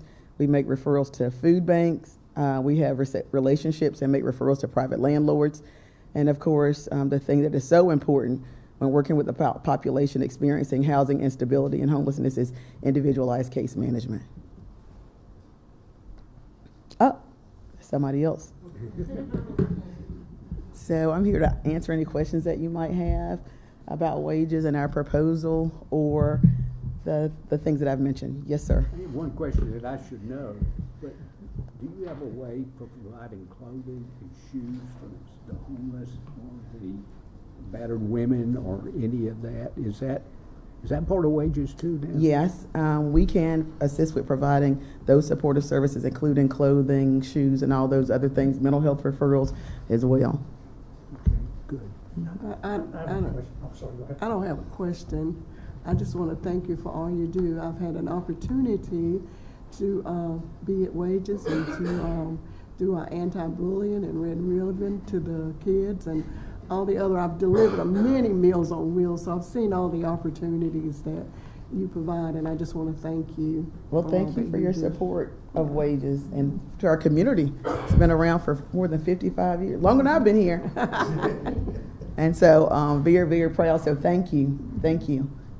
So I have a question, dealing specifically with homelessness. How do you reach out, or how does homelessness come to you, not as a person, but the population as a general rule? It comes in a lot of different ways, actually, and not just homelessness, but those who are experiencing housing instability or housing insecurity, so who face homelessness or who are at risk for that. They can come in, they can walk in the door, they can call, they can email. So it comes to us every day as a community action agency. It comes to us every day in many forms. And oftentimes it is, a lot of times it's individuals, but sometimes it's individuals with children, so it's families oftentimes. And it manifests itself every day in every way you can probably imagine. I know Wages has a great reputation here in Goldsboro, and you're involved in many, many programs. So I commend you as the executive director of that program for the success you've had. Thank you. Thank you. Anyone else want to question? Any other questions? I just like to begin by saying I'm a product of Wages, the Little Washington site. The question I have, the weatherization, what is the eligibility for a person to qualify for? Is it income based or? It's 200% of poverty for the weatherization program. And so, again, that program provides, it's really the focus of that program is energy efficiency. Right. So to help to get the energy costs lowered, we go in and we do things like an assessment of the home, and then we determine what those where energy waste is. Oftentimes, probably about 48% of the people that we serve in the 5-county region that we do for weatherization are senior citizens, right? So these are folk who have worked really, really hard all their lives to buy a house, but now may have difficulty paying for things like, HVAC units or things of that nature, or their electric bill is so high that they have to choose between the medicine and paying the electric bill. And so that program goes in and provides those supports to get those energy, to reduce energy waste and therefore the energy cost for the program. And it is funded by DOE, Department of Energy, on the federal level that comes through DENR to the state of North Carolina and then to Wages. So elderly, the age would be? Well, age is not necessarily an eligibility. It's really income. 200% of poverty. Gotcha. 200% of poverty. I'm sorry, I didn't answer that. Yes. And so a lot of times it's folk with a special need, medical need, or what have you, but the income eligibility is 200% of poverty. Thank you, ma'am. Any other questions? Okay, thank you so All much. right, thank you. Thank you. Okay. Good evening, Mr. Simmons. Good afternoon, Mayor, council persons. We're going to ask Janelle Murkison to actually pass out some very comprehensive information here that we would like for you guys to review after this particular presentation. Thank you. It is indeed an honor for the MLFL, which stands for Miracle Love for Life, representing the Restoration of Hope Village, to come before you here tonight. We basically have targeted the 3 questions, and of course, that Ms. Williamson had basically addressed us to basically address. All right, the background of the agency. MLFL is a 501c3 organization that has been serving North Carolina, Wayne County, and adjacent counties since 2007. An organization that's supported by several participating partners. Just to name a few: Wages, there again, American Red Cross, and many other, there again, nonprofit organizations of the sort. Several, there again, religious organizations of the sort, a lot of property management organizations, and quite a few licensed clinical counselors of the sort. And we have several other, there again, participating partners that is associated with this organization. MLFL leadership, as you guys know, has been a strong voice and a homeless survivor here in Wayne County.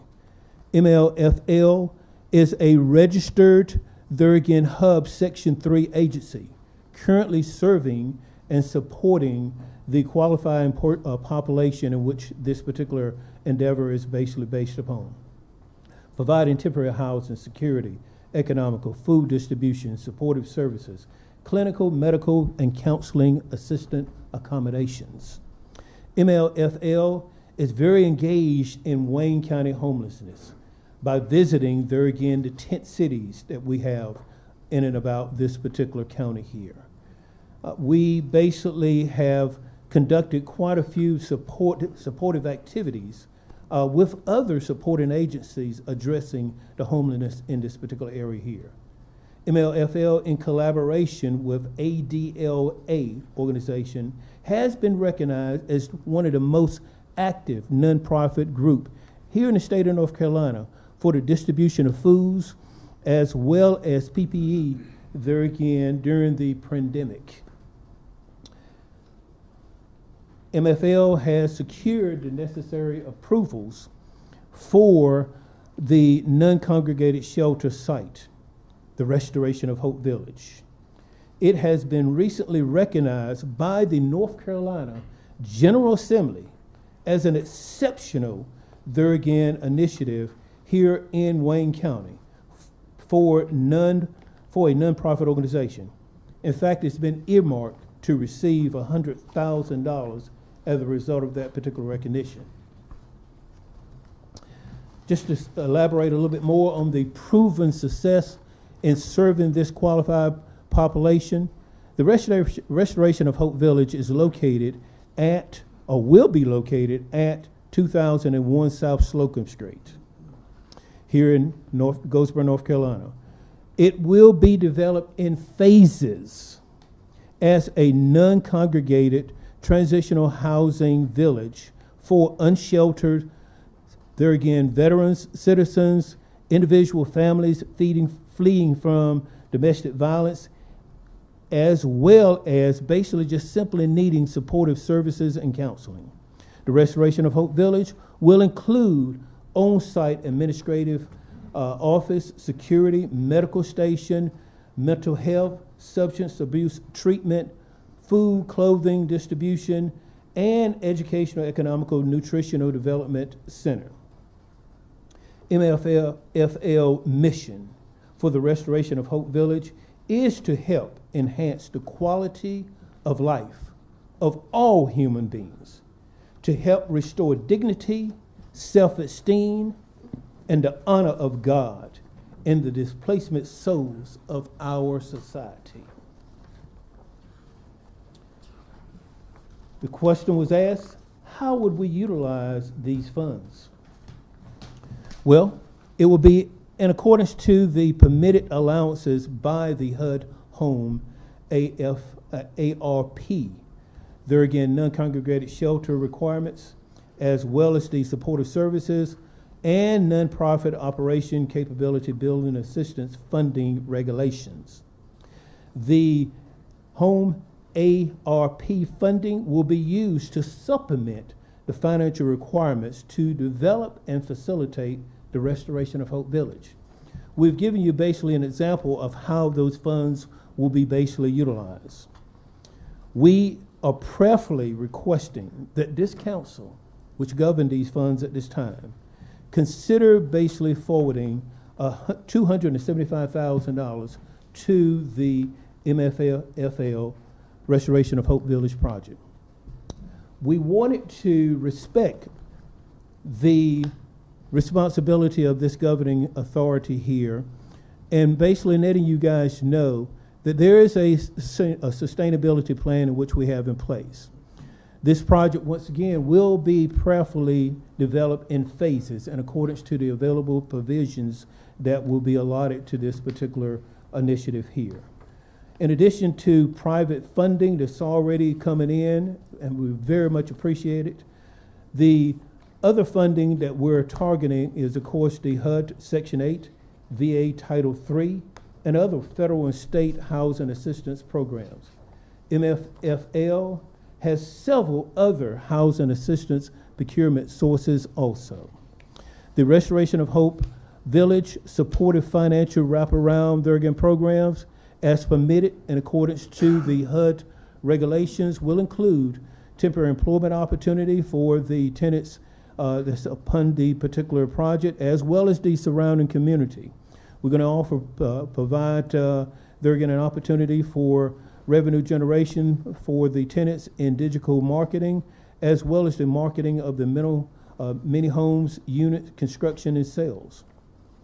Respecting there again some of the due diligence that the program is mandating, MFFL has already determined that this particular project is financially feasible. It has truly developed a plan to help sustain this particular operational cost for this particular endeavor here.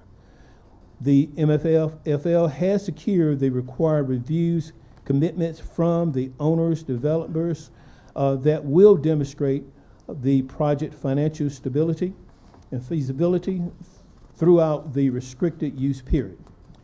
I'm going to yield the floor at this time to, in fact, one of the other advisors associated with this particular project here at this time. Excuse me, you're at 2 minutes and 19 seconds. All right, I won't be before you long. So you heard the bolts and the nuts and bolts of our project. We're steady going forward. We have checks and balances in every area of our endeavors to bring this to pass. This is not something that we're trying to do, but we're moving forward and doing it. What we're coming here tonight is to get your help, your sanction, to begin to help us go forward. This is a plus for the city, the other agencies that we're collaborating with, the other homeless shelters that are popping up, those who have the same heart for this city. The city's growing. We can't stop that now. We are on a wonderful path of becoming one of the areas in this, one of the cities in this area. People are watching us. And we know that we need to help those who are struggling, who sometimes, like winter's coming, we have so many things we can do. We need your help. We want to help you as you help us so that we can maintain what Goldsboro is doing, that people will understand this is a great city and we're going to go forward. We're going to hit every lifestyle, every portion, male, female. We're looking for the base has already, the veterans are already saying that we got it. This is what they've been waiting for. So we're waiting to do this. We've been doing this. We've been doing the groundwork. We're doing our homework.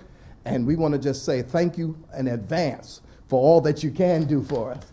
And we say, let's get to work together. Thank you so much. Any questions? Any questions? Well, of course, I just got this. So this right here is your plan for Slocum Street. This is That your. is the most recent site plan that we have, yes, ma'am. Okay, so do you have a strategic plan on how you're gonna bring the unhoused, I don't like to call them homeless, how you're gonna bring the unhoused people into your facility? Do you already have that plan in place? Have you shared that? How you gonna bring them in? Who's gonna come in? How everything is gonna be paid once this is built? Do you have all that? Yes, ma'am. We're going to go out to them and meet with them because everybody that comes in has to be interviewed, and they're going to go through a session where they will be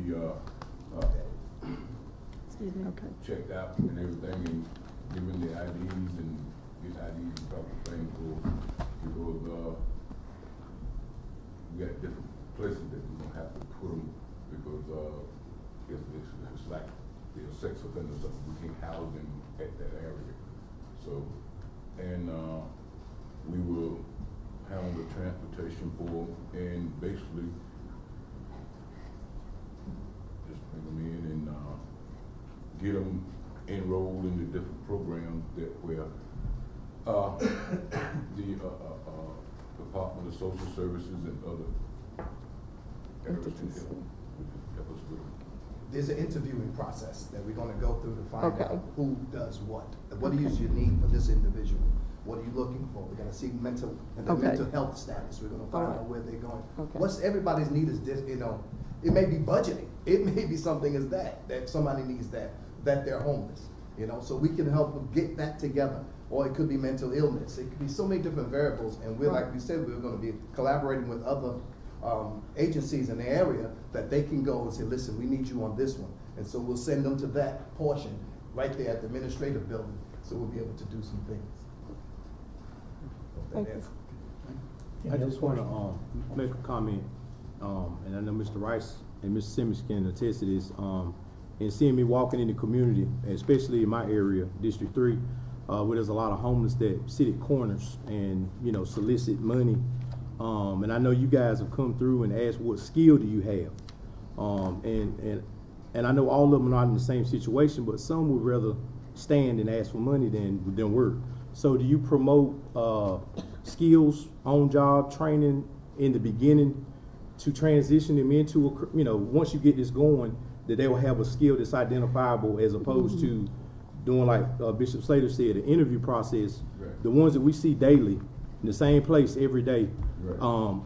That's the biggest, I guess, distraction is the fact that a lot of people are seeing these individuals and we don't know if they're mental health problems or veterans, but the ones that we see frequently and see them in the same location, I guess the time will be now to get them transitioned into what skills they have, so that it'll be an easier transition, not only for your organization, but for them as well. Because it's kind of frustrating when, and I don't know everybody's personal situation, but there are a few that I know for sure that receive help, and it not only hurts business owners when some of these individuals are in front of businesses, certain intersections, some people may choose to go a different route because they feel that they're going to be, harassed by certain individuals. So Right. I would like to be proactive in making sure that they have skills that they can, capitalize on, and that would also help you guys. So these individuals that we see in the same area daily,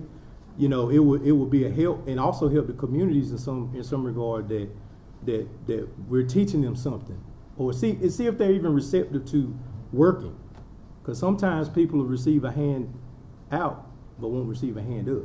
So I'm just being a realist about it, and I've heard that from a lot of my constituents, that is an issue. A lot of people have changed the stores they shop at because they see the same individuals, and I just want to start here soon, but we're gonna go out and start recruiting some of these people and Yes, sir. getting them in and putting them to doing something, give them that opportunity. Yes, sir. Just say like, here it is, man. This is what you need to do. Right. And the Work pro- this and you get. And the program will be based on enabling, not disabling the Right. clients. Gotcha. Thank you, sir. Okay, thank you. Thank you. Mayor, if I could just add some, Mayor Pro Tem makes a very solid point. At some point, and we may be getting closer to this than we realize, the city will be forced to act. And if there's a carrot and a stick with this process, in my mind, and what I'm looking for are agencies and partners that can be that carrot, that can be that safe place to land if and when the city is forced to act. We're one land transaction away from having a massive eviction. Yeah. We've got to have tools in place. And so to your point, certainly only adding to it and agreeing with you, we've got to have these frameworks in place to make sure that there is a safe place to land if and when the city is forced. Yep. Any other comments or questions? Thank you. Thank you, sir. Thank you. Thank you, sir. Thank you. Okay, at this time, we'll have 4-day movement come.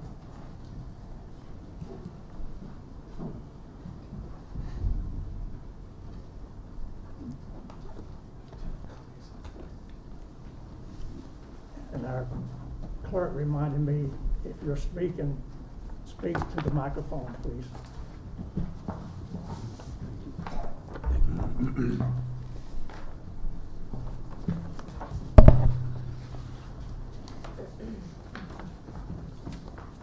Good evening, sir. Mayor, city council members, good evening. Good evening. I briefly am going to discuss our nonprofit and move that out of the way just because I want to mention why we do what we do. 40 Movement is 9 years old, and we are prefaced off of if somebody needs something to eat, we're going to give them something to eat. If they're hungry, if they're thirsty, we'll give them something to drink. If they are naked, we will clothe them. If they are lonely, we will come and visit them. If they are in prison, we will come and visit them. And when we have done unto the least of these, we've also done unto our Maker. So that's what we're prefaced off of. I hope I punch this thing right. This is an arrow that I put.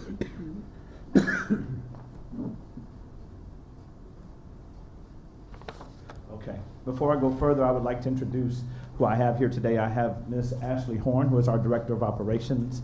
And in addition, I also have Ms. Ruth Coles, our Vice President of Creative Services. Our mission with the 4-Day Movement is to enrich and empower the underprivileged and those falling through the cracks of life by connecting their needs to the proper resources.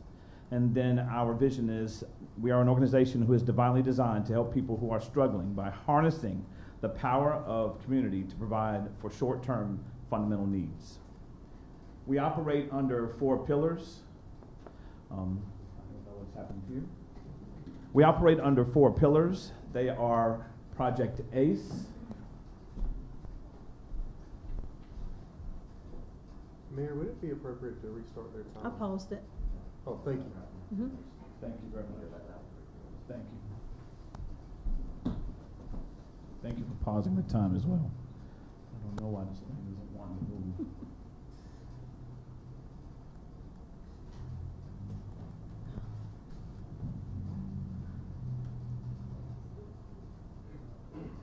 There we go. We operate under 4 pillars. That's Project ACE, which is assisting in crisis and emergency needs. Project SAVE, serving and assisting veterans and elderly. Project CLEATS, which is caring and loving every adolescent and teen in sports. And Project E4, which is enrichment, empowerment, education, and employment. Those pillars are how we have helped our community.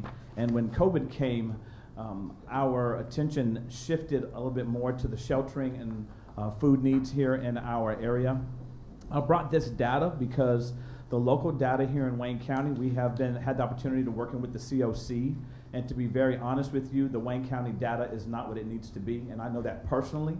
So I brought you state data to show you that as of January 2020, North Carolina had an estimated 9,280 experiencing homelessness on any given day, as reported by the COC to the U.S. Department of Housing and Urban Development.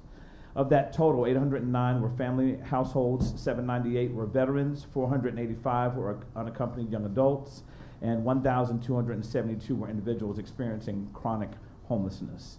And then we went into some public school data as well. I won't go through all those numbers because of the time, but I will tell you that we do have teenagers in Wayne County that are experiencing homelessness, and we are about to house a 19-year-old who has been sleeping outside. So that's a very specific one. We started in 2020 a program called Chat because, as we have heard, there have been members on our corners that were soliciting dollars. So our Operation Chat was our community homelessness action team. We sent out 5 of our team from the 4-Day Movement, and we started engaging the homeless population within the city. Our initiative was to engage the homeless community on a relationship level. We wanted to see why they were homeless. And as you may see, some of the people that were on the corners have disappeared from those corners. I can name one specifically that was over on Wayne Memorial Drive. She was at the McDonald's area with her mother. To let you know how deep dive the relationship was, her mother has terminal cancer and is now in Kitty Askins, and we were able to house her in one of our legacy houses, and she has been clean now for 70 days. Our 4-Day Movement homelessness engagement involves sheltering and feeding. Our collaborations have been with the Salvation Army, the United Way, and the Goldsboro City Police Department. Our populations sheltered have been individual males and females, single-parent families, tent city inhabitants, and addicts, pre-rehab and pre-detox.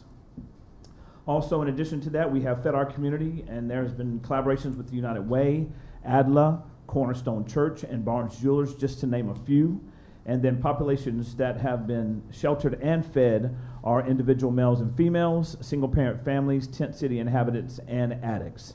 And I wanted to mention that twice because not only have we sheltered them, but we have fed them. We have clothed them, we've prayed with them, and we've cried with many of them.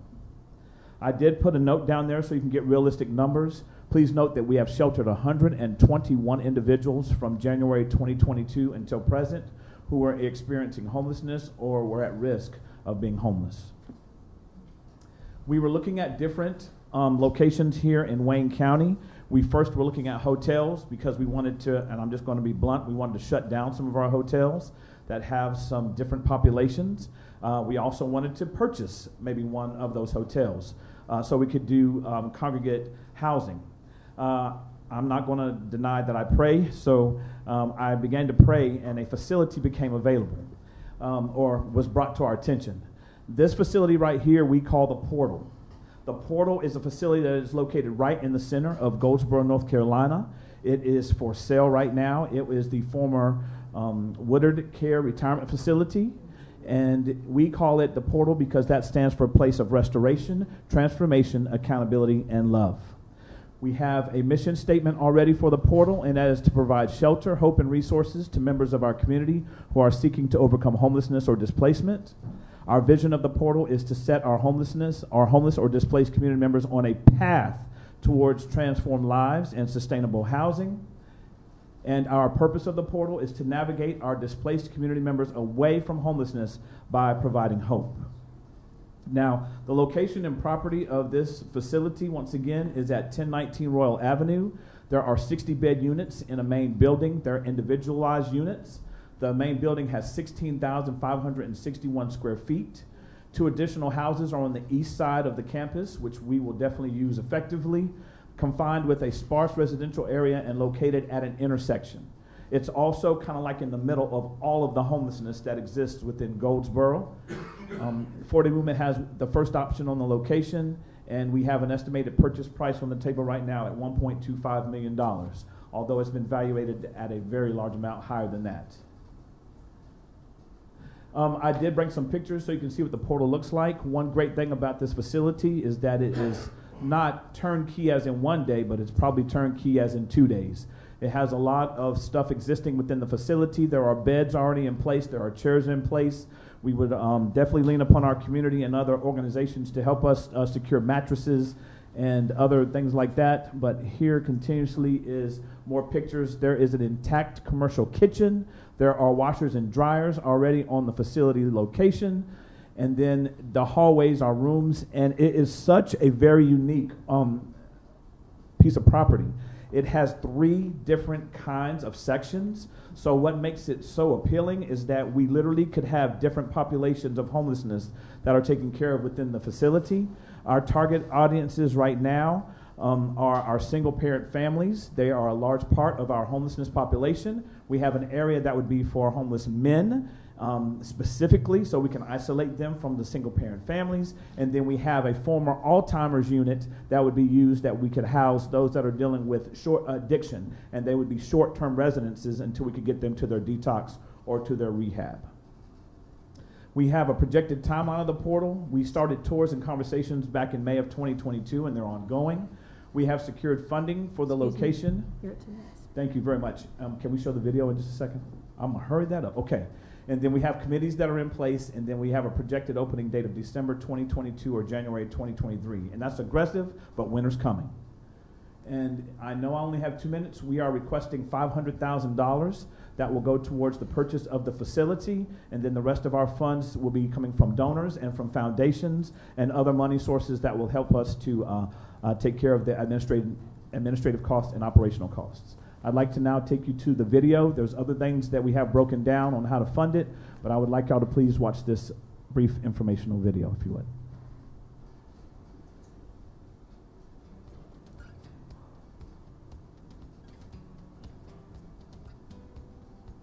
This facility is really exciting. This is giving our community an opportunity to address homelessness.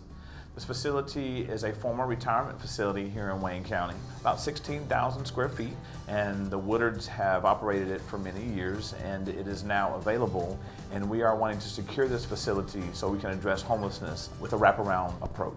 We are going to shelter those that are dealing with displacement and homelessness. Now, we know it's not going to be complete, but those that are dealing with either eviction situations, those coming out of trauma or addiction, those that have just been displaced from any kind of sheltering that they had. This will give them an opportunity to rehabilitate their lives, and this will also give them time so they can secure their forever home. This is going to be called the Portal.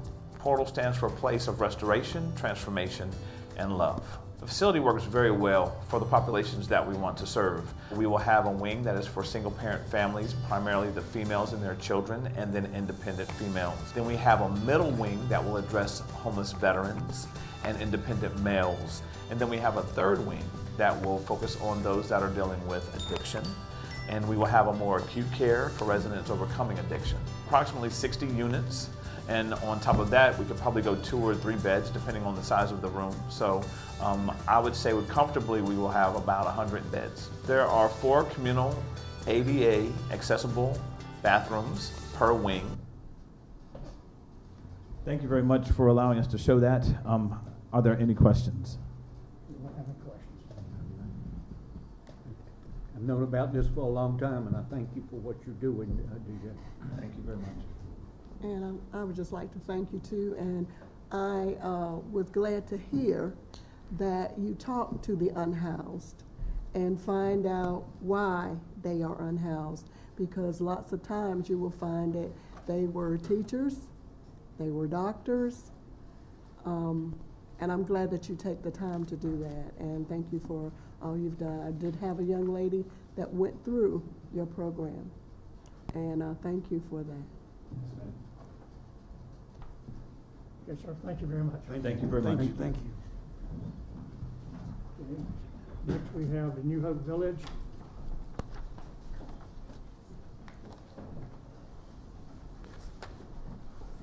Hold on just a moment.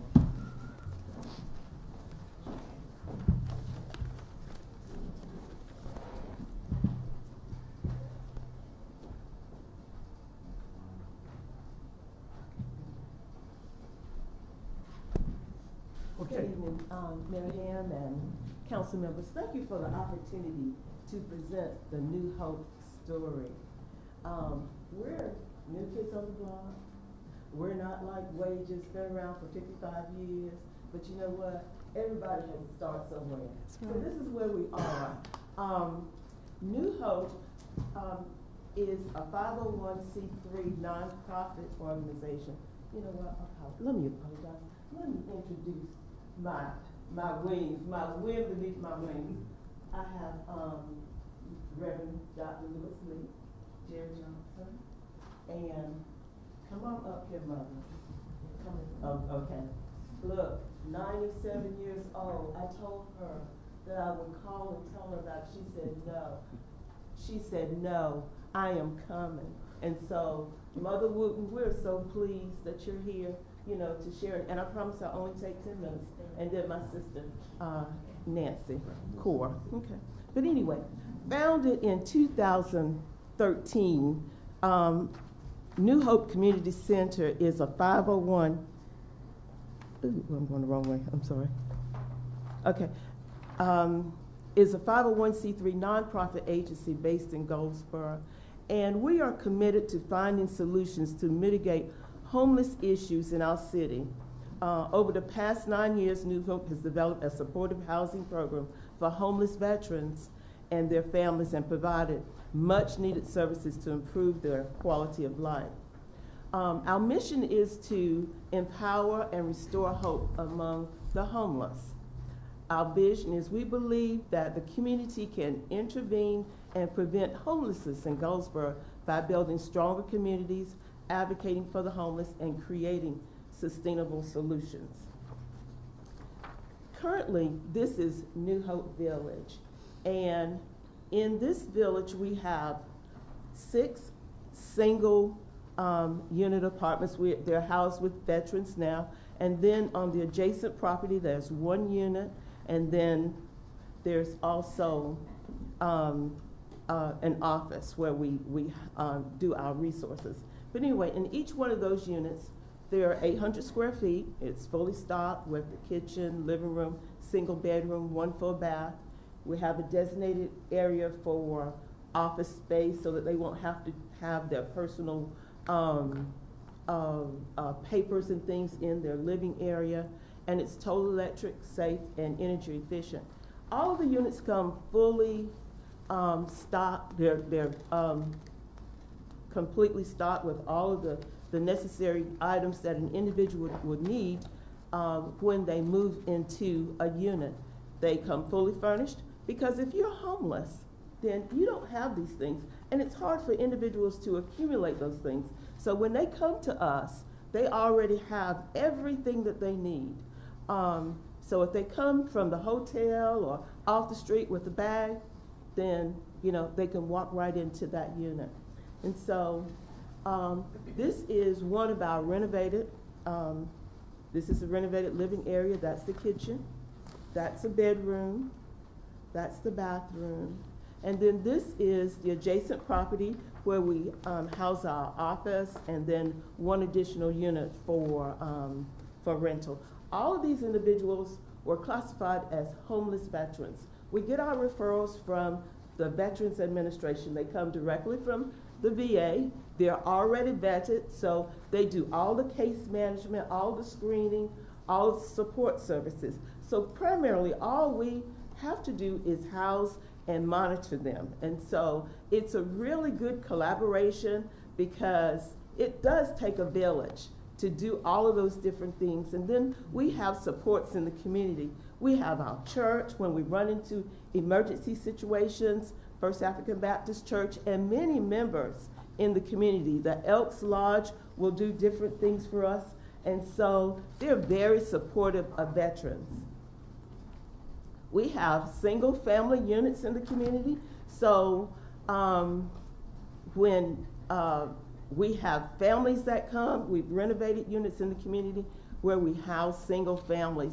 Now all of the pictures that I'm showing you are not veteran house, but it gives you some idea as to the experience that we've had in renovating properties, because all of the properties that were shown, we have renovated those units for low-income individuals or in other individuals in the community. So it gives you some idea as to our ability to actually rehab properties. The reason that we're here today is to talk about transitional emergency shelter. And it's our tiny house project. And we say a tiny vision for a big cause.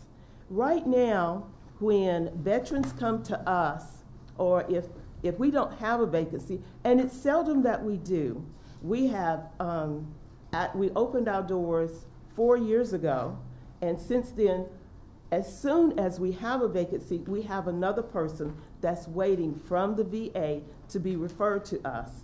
And so we currently have 1 vacancy, and that is because that gentleman got married and is able to move on, and he's no longer eligible for the program. He has joined a church, and so that is what we want our individuals to do.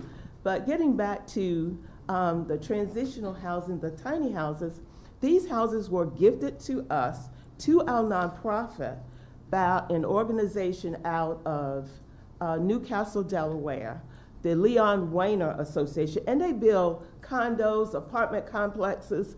And when we put our story out there, they were so impressed that their project for the summer was to build 2 tiny houses and donate them to a nonprofit. And lo and behold, we were the recipients of these 2 tiny houses. We have these tiny houses here in Goldsboro. They're parked in storage until we can get the infrastructure and everything set up. But Leon Weiner and Associates, they're out of Delaware, and as a part of their organization, they have Arbor Management, the Positive Points Program, and the Positive Points Program is actually the program that put the tiny houses together. Those are the partners that actually work with them in Delaware. And these are actually what the tiny houses look like. Now, those houses are here in Goldsboro, North Carolina, ready to be set up. That is a bedroom, the bathroom. Now, the proposed site is 900 North Virginia Street, 901 North Virginia Street. We've already secured those lots. They already have the infrastructure set there, the taps, the water, and all of that. All we have to do is actually connect them. What we would like to do is to use those 2 units as transitional housing for our veterans that are referred to us. So if we don't have a vacancy, then they can go into one of these units for 90 days. Excuse me, you're at 2 minutes. Okay, for 90 days, and I'm sorry, for 90 days, and then that will give the VA time to actually find permanent housing for them. And so we're requesting $75,500 in order to put those houses in operation, and these are our partners, and we hope that you will consider enabling us to set those units up as a model of what tiny houses can do for our community. And our ultimate goal is to set up a tiny house community.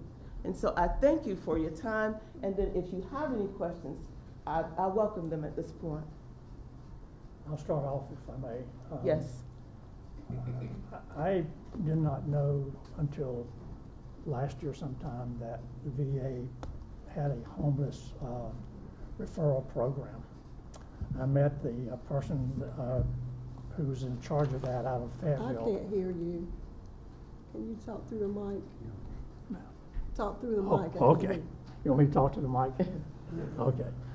So anyway, I met her out at the Veterans Assistance location across from Wayne Memorial and talked with her. I was very impressed with their program, by the way. So the question is, what location of the VA referral for homelessness do you work with? Well, actually, I work with the case managers that actually do the referrals. I don't know if you spoke with Ms. Harriet. I'm not sure who you spoke with, but she's directly out of Fayetteville, so they do case management here in Goldsboro. Again, I think that may have been her. I was very impressed with the program. The second question is, the homes that you showed in your photos there, does New Hope Village own those? Yes, they are property of the nonprofit. So we can't use them for profit in any way. They belong to the nonprofit, and that was the understanding from Leon Winger and Associates. I'm talking about the static homes, the brick homes and so forth. No, they are owned by J.M. Fields Enterprises. However, we use them to house veterans. Anyone else have a question? I don't have a question, I just have a comment. Yes. It's good to see y'all again. Okay. The next day, I'm a member of First African Baptist Church, and I know they do a lot of good work in the community with transitioning people. Matter of fact, there's a house behind the church, or 2 actually, maybe more, but I know for years they've done that transitional housing to help within the community. So just want to applaud your works that you continue to do. Thank you. Also, I'd like to say that I know they do good work. I know everybody up here. One of my family members is a veteran. He's just staying with their homes, and so I'm very thankful for that. Mayor, I just to answer want your question to- about the houses that were shared, that were owned by J.M. Fields. Actually, the general manager of J.M. Fields is Sister Janice, who was presenting, and they were shown just to show because she was actually the general manager and the project manager that oversaw all of the construction of those. So they were shown to just demonstrate capacity. I see, okay. I just wanted to thank you. You guys are awesome. You're doing a very good job. Thank you. Thank you so much. Thank you. I am glad I only learned about you about 9 months ago, but you've done some good work, and that is one of my passions, the unhoused. Thank you. And we don't do a lot of publicity because we don't have the capacity to handle more than what's referred to us. So we are kind of a little under the radar when it comes to that. And so we're hoping to grow what we do. Any other questions? Okay, thank you very much, ma'am. Thank you very much. I want to thank each of the presenters tonight, Wages, ML, FL, 4-Day Movement, New Hope Village, for coming forward, talking to us about your programs. I also wanted to let each of you know that the council will take this information that you presented tonight. We will talk amongst ourselves and in open session, by the way, not just amongst ourselves. And at some point in the near future, hopefully by the end of November, we will have made a decision on how this money will be distributed and to who will get what amounts, et cetera. So, Council, any other comments you want to make on this issue? If not, it's getting close to 7 o'clock, so rather than us go into consent agenda items, I'm going to recess this meeting until 7 o'clock for our regular session.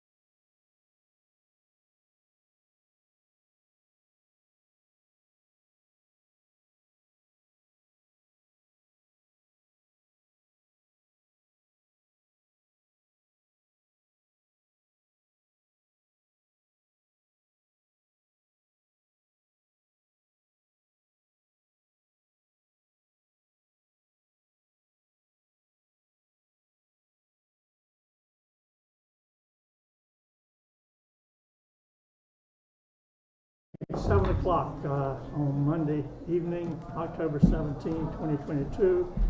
Our regular meeting is now called to order. Just as soon as our clerk gets back, she'll call the roll. Ready? Mayor Ham?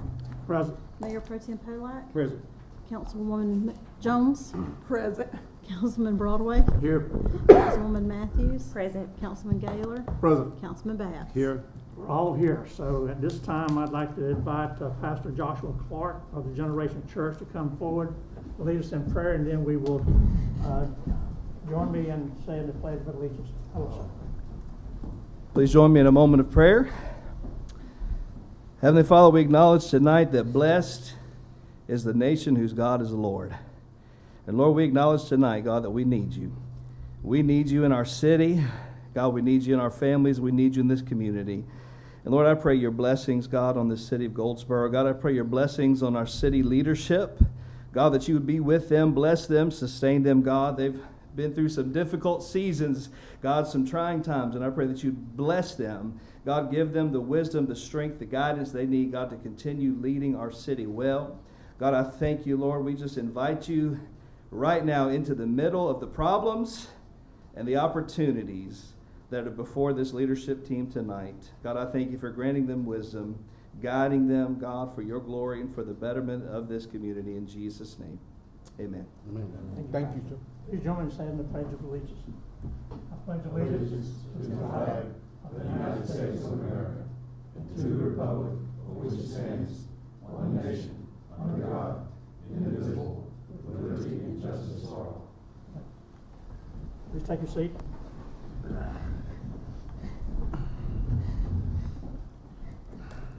Okay, at this time we'll address the work session and regular meeting minutes of October 3rd, 2022.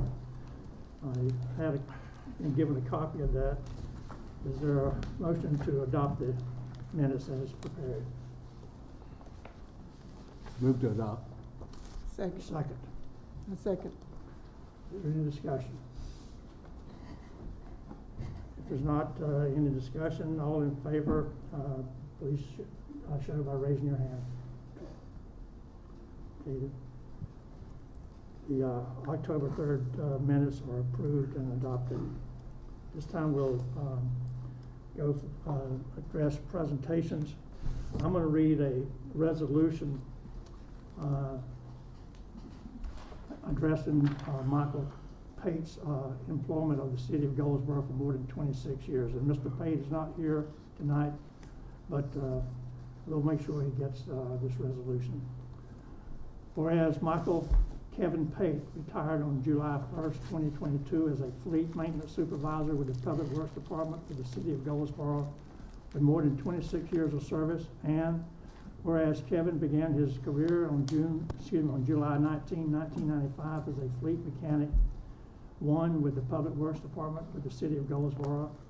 And whereas on December 20, 1995, Kevin was promoted to fleet mechanic 2 with the Public Works Department with the city of Goldsboro.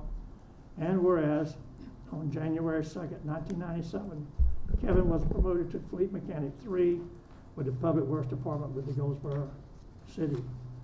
Whereas on August 1st, 2007, Kevin was reclassified to senior fleet mechanic with the Public Works Department with the city of Goldsboro.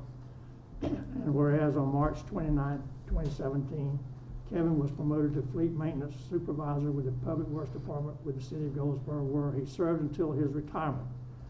And whereas Kevin has proven himself to be a dedicated and efficient public servant who has gained the admiration and respect of his fellow workers and the citizens of the city of Goldsboro. And whereas the mayor and city council of the city of Goldsboro are desirous on behalf of themselves, city employees, and the citizens of the city of Goldsboro of expressing to Michael Kevin Pate their deep appreciation and gratitude for the service rendered by him to the city over the years.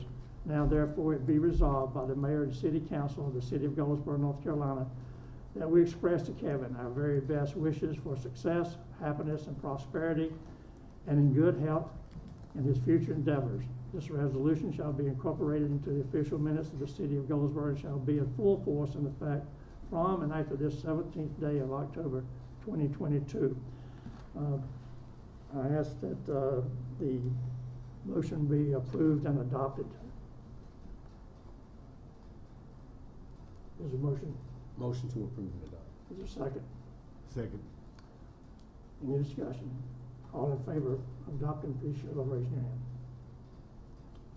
Thank you.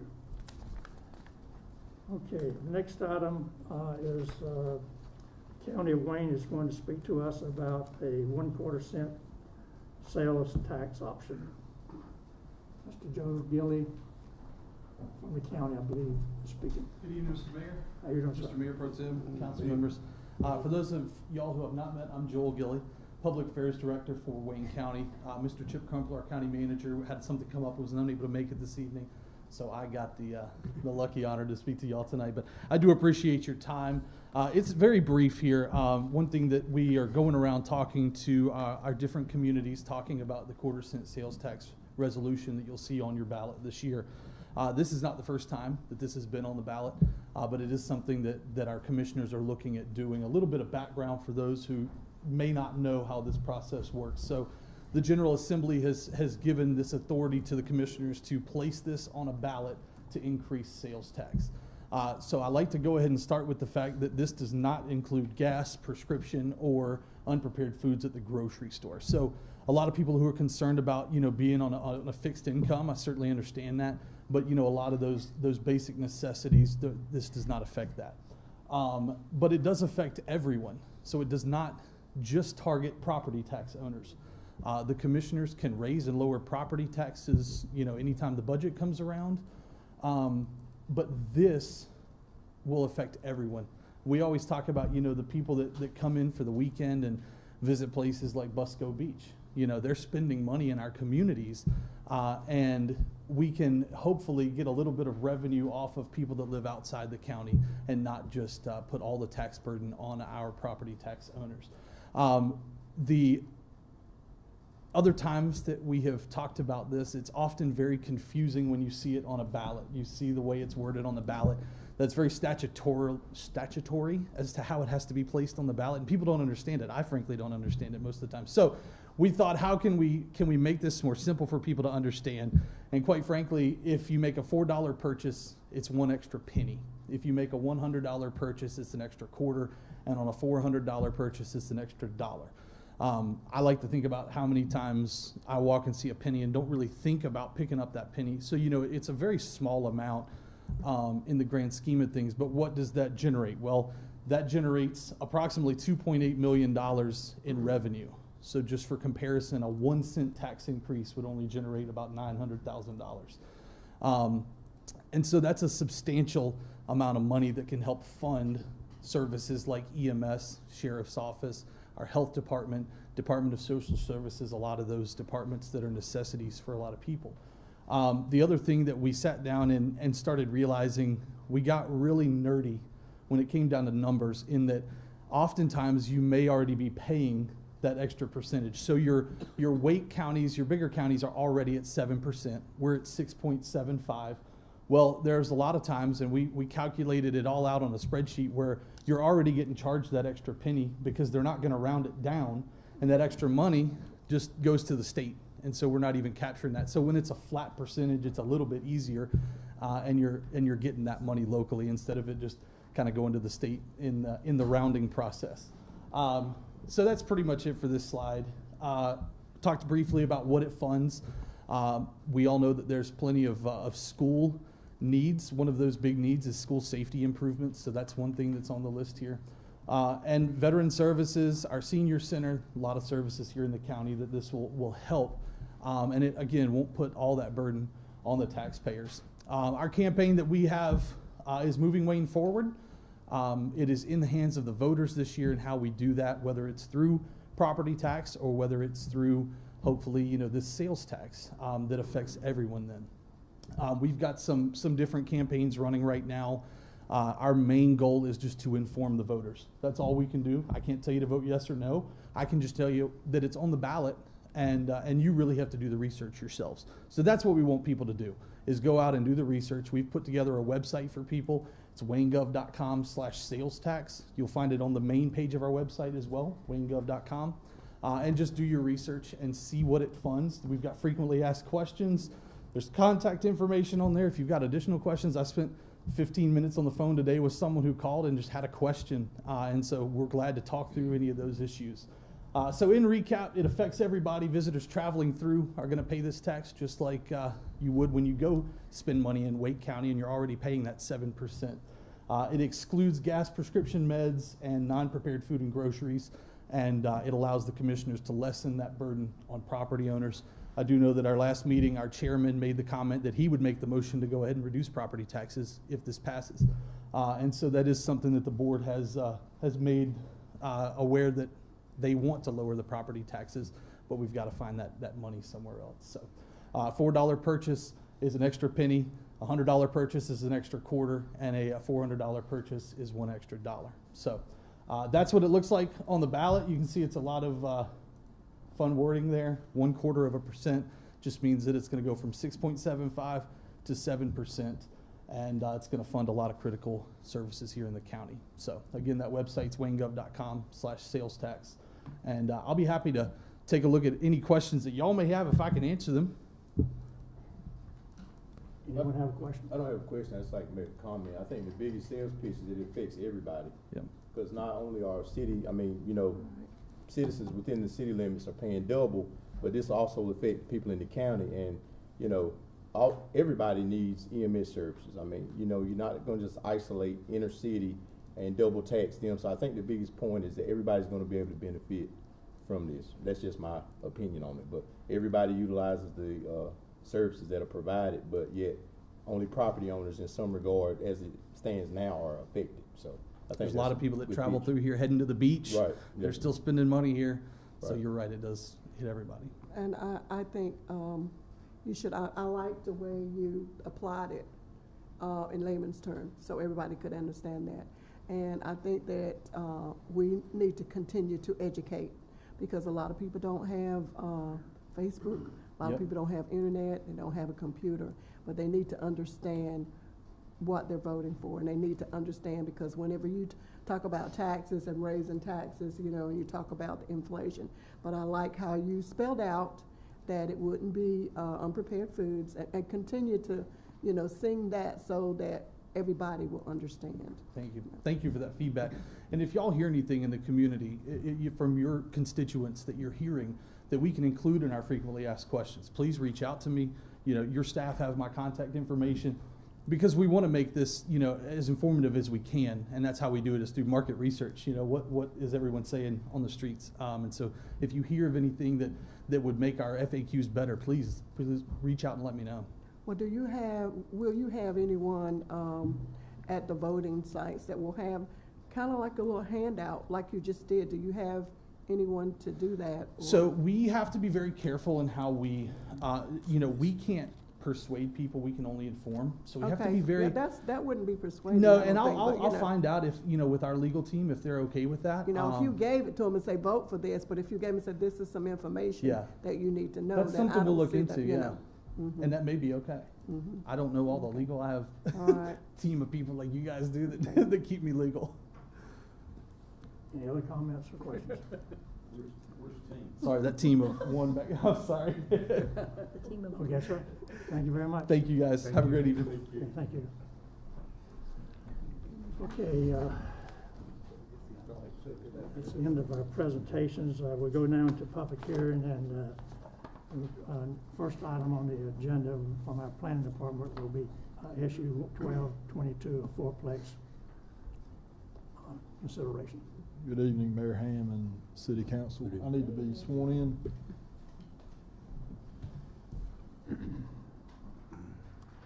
If there's anyone else here that is here to speak about this subject, come forward now, be sworn in.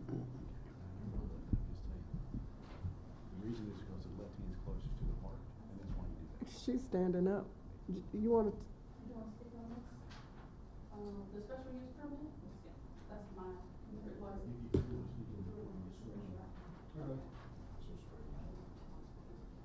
That way, if you do decide, you don't have to, though.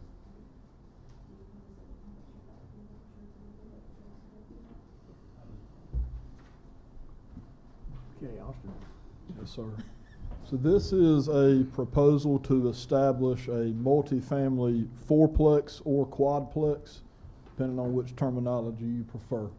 This is located at 309 Wayne Avenue. The parcel is approximately 0.29 acres, and this is again a proposal for 4 units. The surveyor that conducted this proposed site plan was B.R. Carnegie, and the property is owned by CALM Properties and Investments. The proposed fourplex is in the residential 6 zoning district with a high-density residential land use designation. Looking at the aerial image here, you can see where the property fronts on Wayne Avenue in the general vicinity of Sycamore and Wilmington Avenue. In this zoning district, multifamily developments are required to have 6,000 square feet for the first unit, with an additional 2,000 square feet for additional units. A maximum of 4 units would be allowed for this property, and they're not exceeding the maximum allowable density. Here you can see the zoning map. It's located in the residential 6 zoning district with adjacent R6 zoning with some O&I1 in the area as well.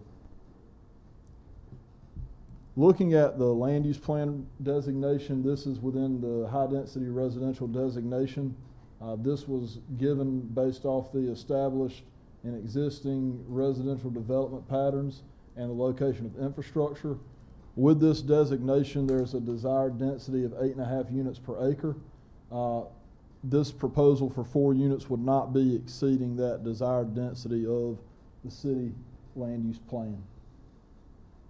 And here on the map, you can see as well, you have high density residential land use adjacent and surrounding it with O&I in the general vicinity. Whenever this went through TRC review, there was minor notation changes that were requested. There was no comments from Seymour Johnson regarding this. Really, the main issue that came up, the initial plan showed 4 separate access points onto Wayne Avenue. We requested it be revised to only show 2 access points. This was revised, and planning staff requests have been met on this.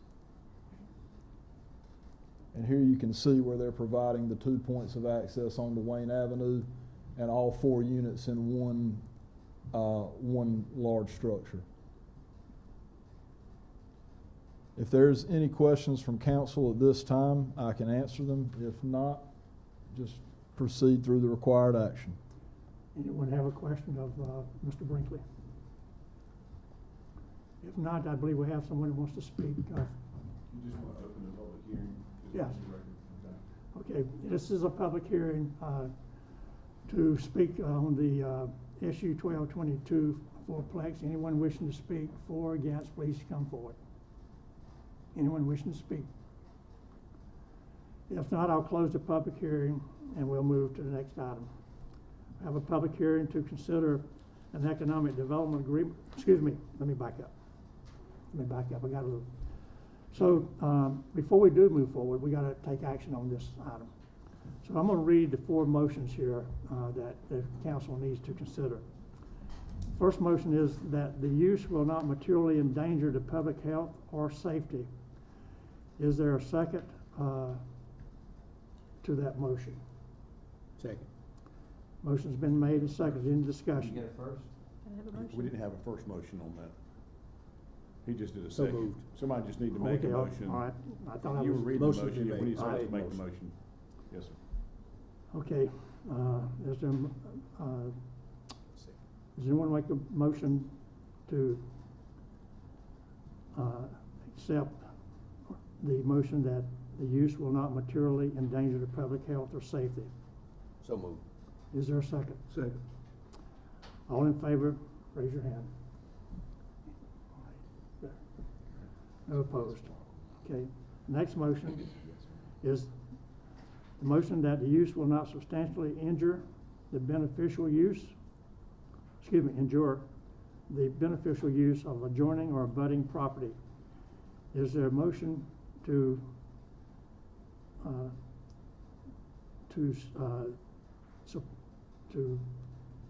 what's the word I'm looking for? Motion to accept the motion that their use will not substantially injure the beneficial use of adjoining or abutting property.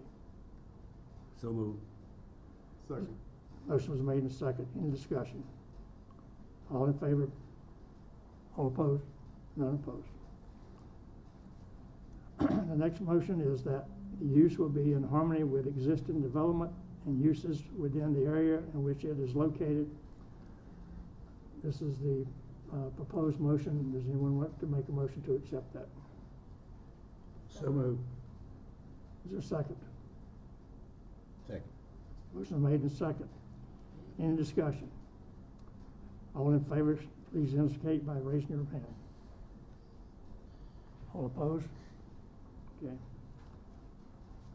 The fourth, that the use will be in general conformity with the City of Goldsboro's comprehensive land use plan.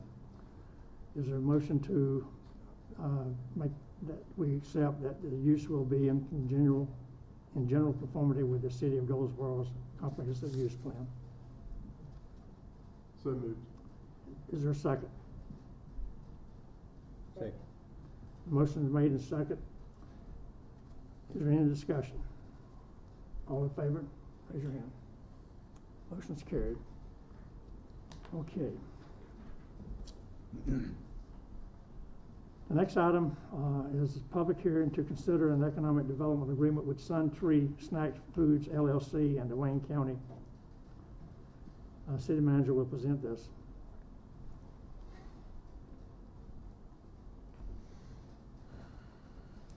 Suntree Snack Foods LLC desires to purchase a facility and install certain machinery and equipment in an existing facility located in Goldsboro. The City Council wishes to encourage such development by means of offering incentives. Such incentives are predicated on the notion that expanding Goldsboro tax base and providing additional jobs for Goldsboro citizens that pay wages higher than the current prevailing average hourly wage in the particular industry. Pursuant to North Carolina General Statute 158-7.1, a public hearing is being held on the proposal to provide economic incentives to Suntree Snack Foods, totaling $400,000, $200,000 by the city and $200,000 by the county, over a 10-year period based on the incentive agreement with a $10,200,000 capital investment and creation of at least 94 jobs. Following the public hearing, depending on comments received, staff recommends council consider adopting a resolution authorizing the mayor and clerk to execute the attached economic development agreement with Suntree Snack Foods. So any questions from the council on this proposed agreement? If not, do I have a motion to? Need to open it for the public hearing, sir. I'm sorry. This is a public hearing for this, to consider the economic development agreement. Anyone wishing to speak for or against, please come forward. Anyone wishing to speak? If not, I'll close the public hearing. Is there a motion to adopt a resolution authorizing the mayor and the city clerk to execute the economic development agreement? So moved. Motion's been made. Is a second? Second. And second. Any discussion? All in favor, please indicate by raising your hand. Motion carries. At this time, I'll close the public hearing and we'll move to public comment period. Is there at this time, anyone wishing to come forward and speak on any subject, you may do so. You have 3 minutes and we will have a time clock on the screen. Anyone wishing to speak? Anyone wishing to speak? If not, I'll close the public comment period and we'll move to the consent agenda items. Ask the manager to read the consent agenda items. Yes, sir. If we could get the police department up for Veterans Day Parade.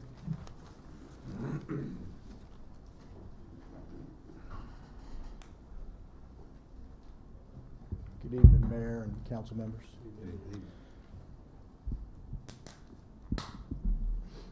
Consent agenda item, I think it's F, is the Yes. Veterans Day Parade temporary street closure. The annual Veterans Day Parade is a parade to honor all U.S. military veterans from all branches of the U.S. Armed Forces for their service.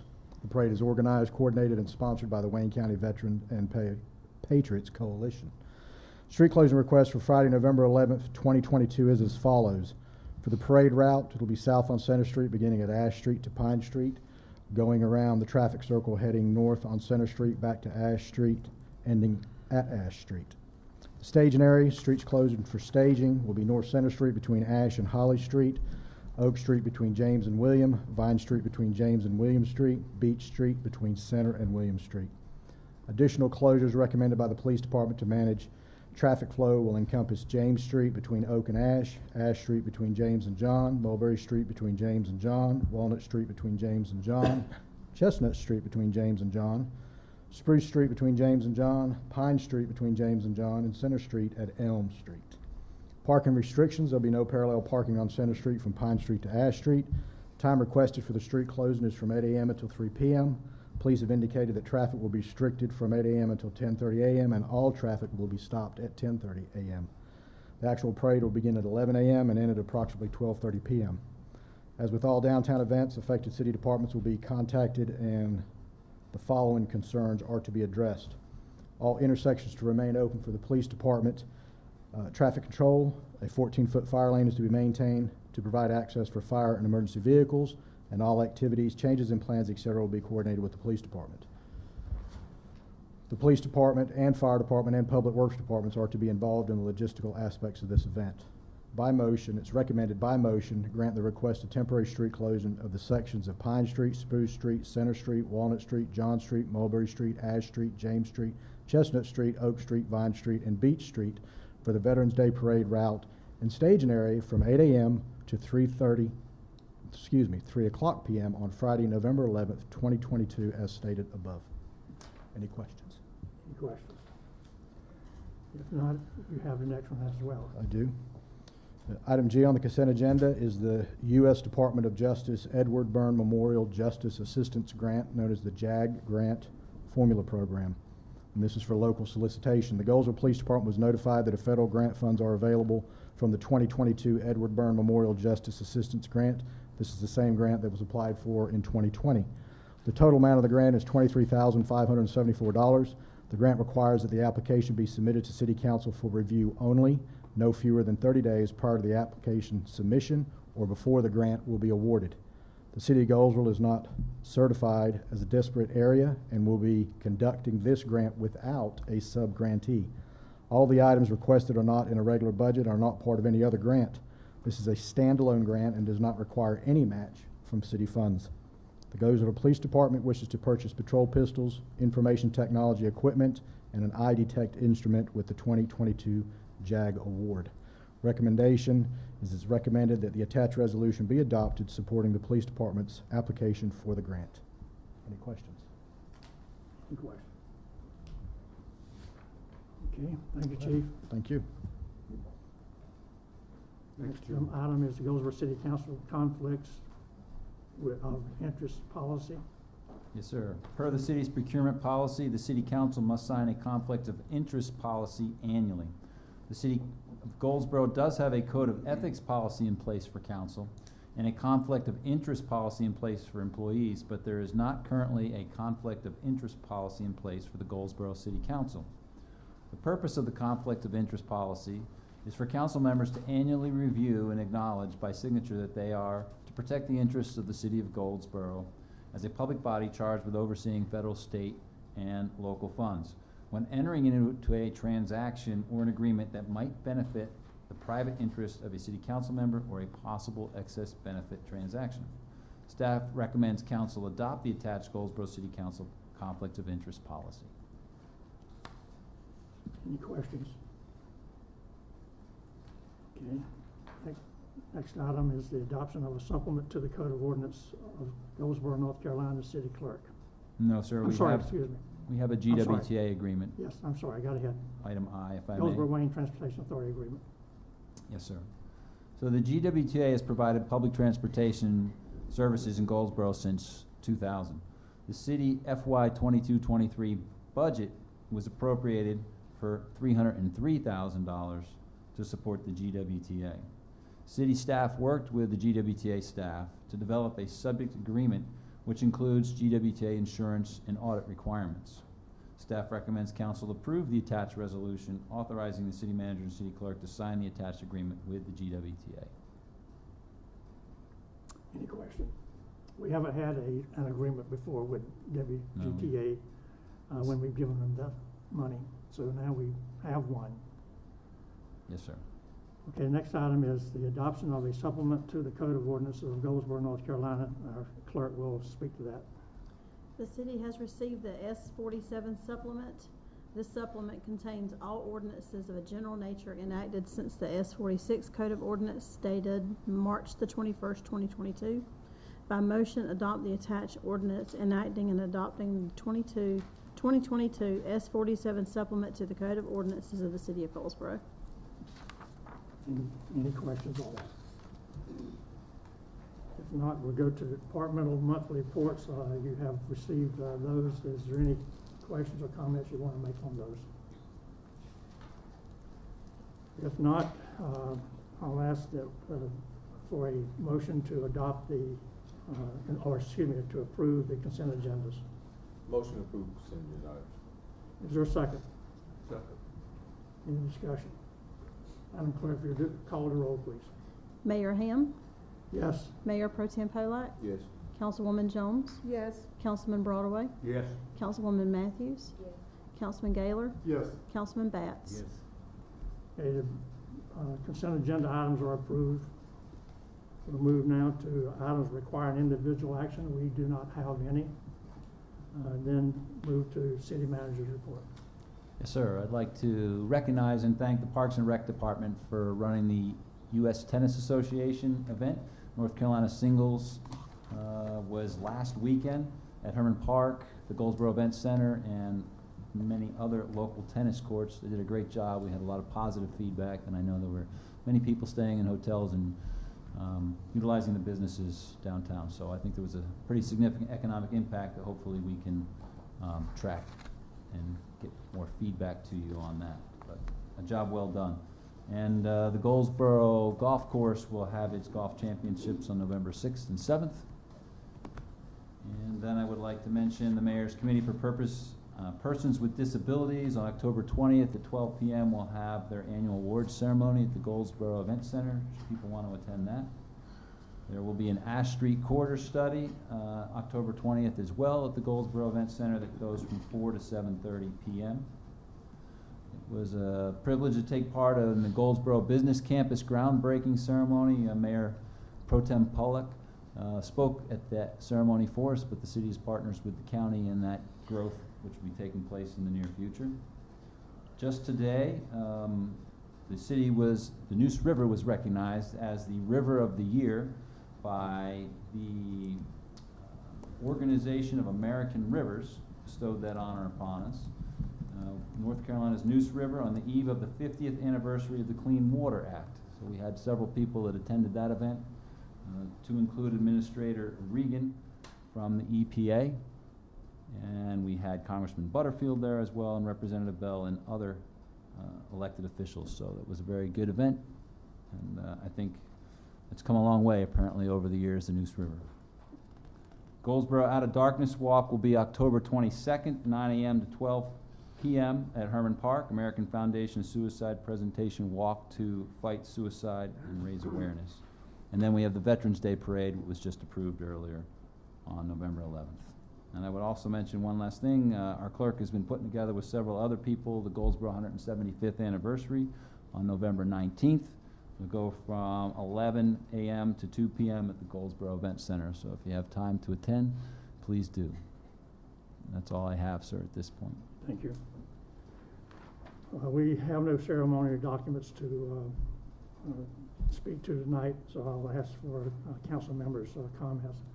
I'm going to start with Ms. Jones. Oh, okay.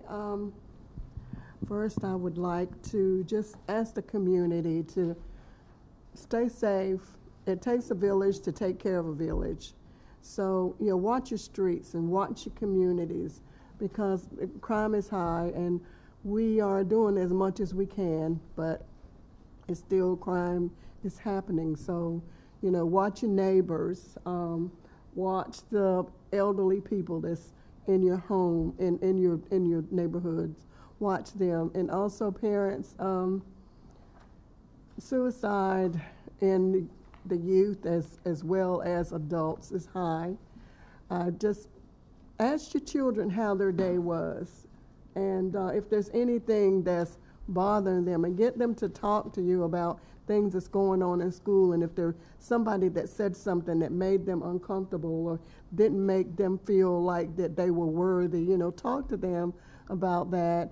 And then also I know the older adults and teenagers and 20 and 30-year-olds, talk to them and talk about the medicines that they're on, because some of the medicines, the side effects is suicide and depression.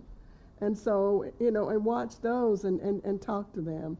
And I would like to say that I am very impressed at the presentations of the NPOs. They're doing some really good work in Wayne County. I too would like to congratulate and thank the nonprofits for the homeless situation that they are handling and what they're trying to do. But I also want to say that over the last few months, in my district, I have received a number of complaints that are basically caused by the interactions with some of the homeless people. And this is primarily settled in the Royal Avenue area. And in that whole area, and some of the problems are, if you hadn't noticed, I've seen up to 20 grocery carts along the roadway there. We've had complaints from business owners across the road, and also business owners in the shopping center, and also had complaints even in some of the motels. And I just want to let the public know that the city is fully aware of that, and a number of meetings have been held, and there will be some action taken.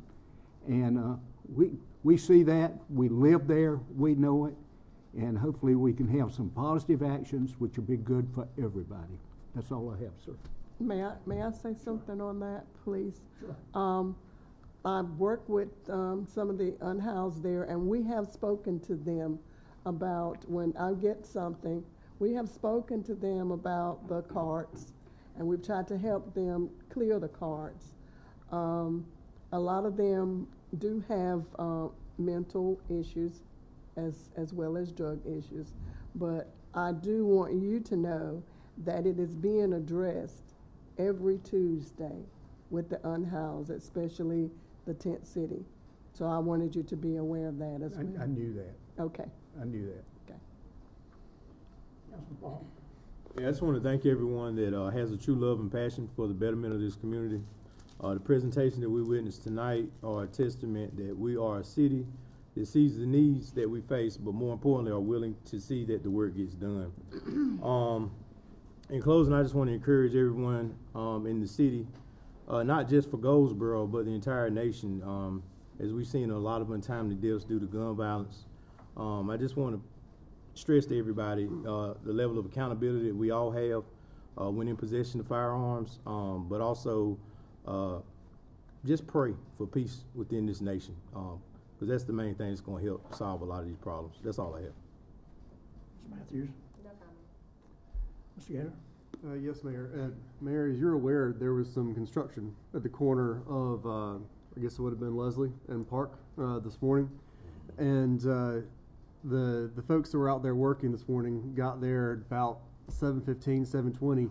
And my son, I have a 4.5-year-old son, and if he sees guys in bright vests and a bobcat, he's going to go say, hey. There's not much stopping that. He's a boy. And so we took trash cans out, and as we were walking out, every single one of those guys said, hey, little guy, good morning. How you doing? They didn't know who I was. I know they don't know who I was because, I mean, we were just passing.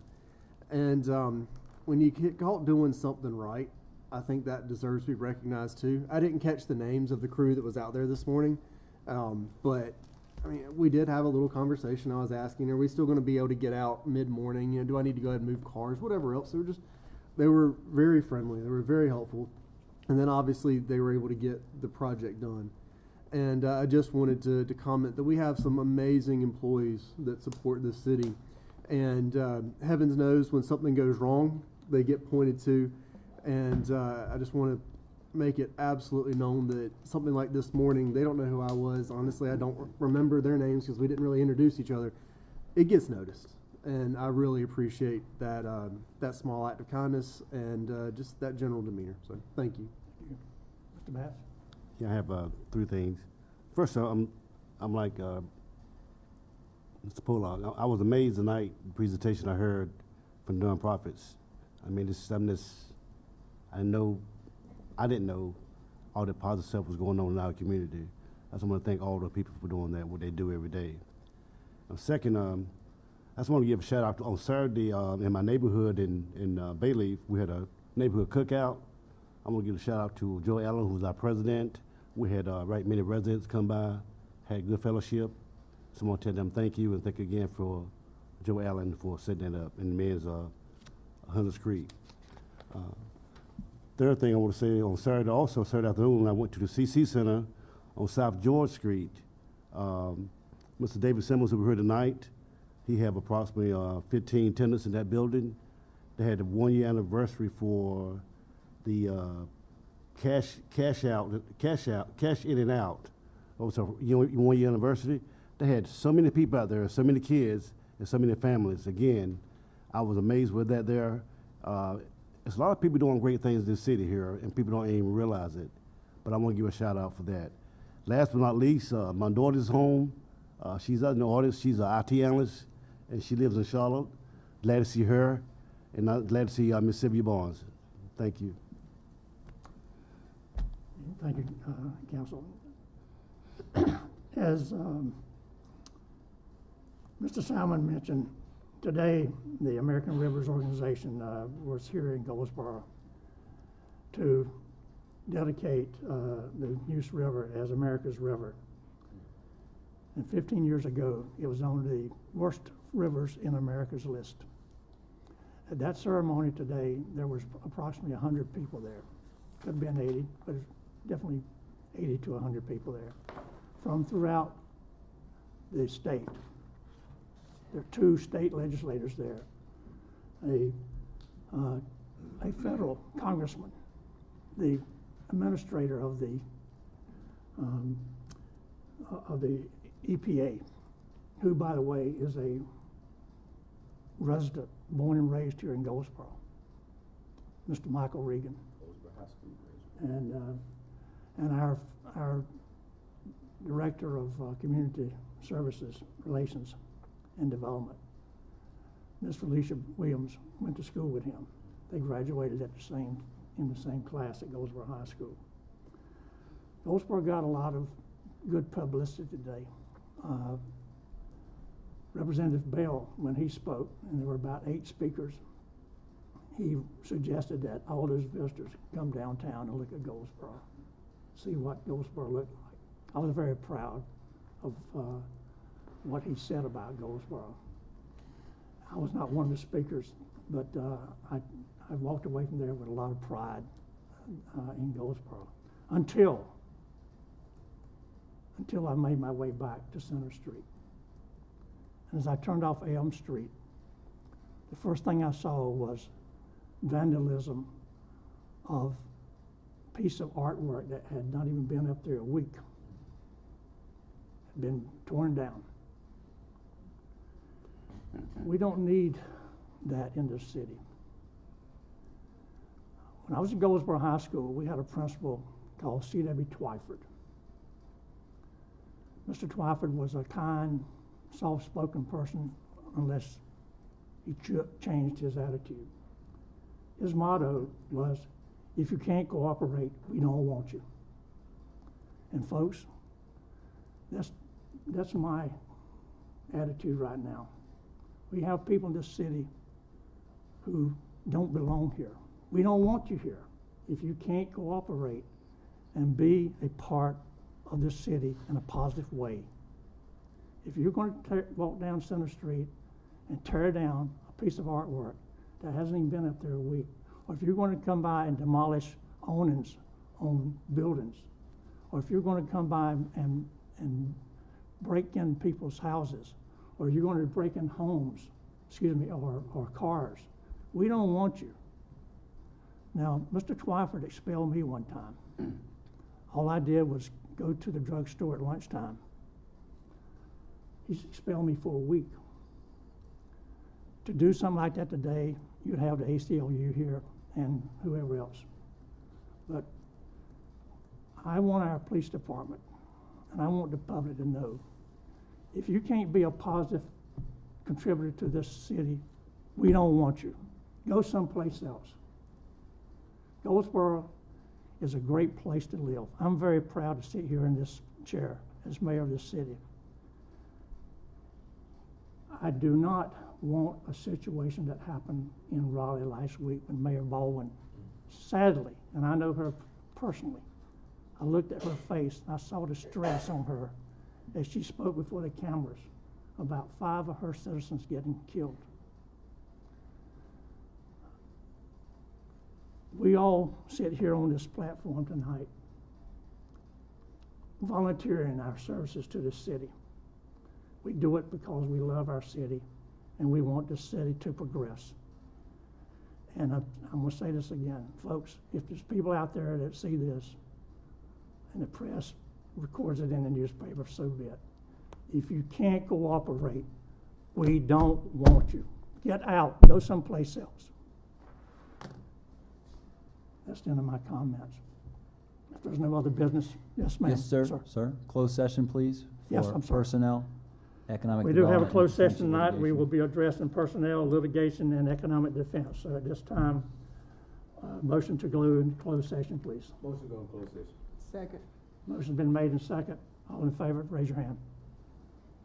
Okay. We're down.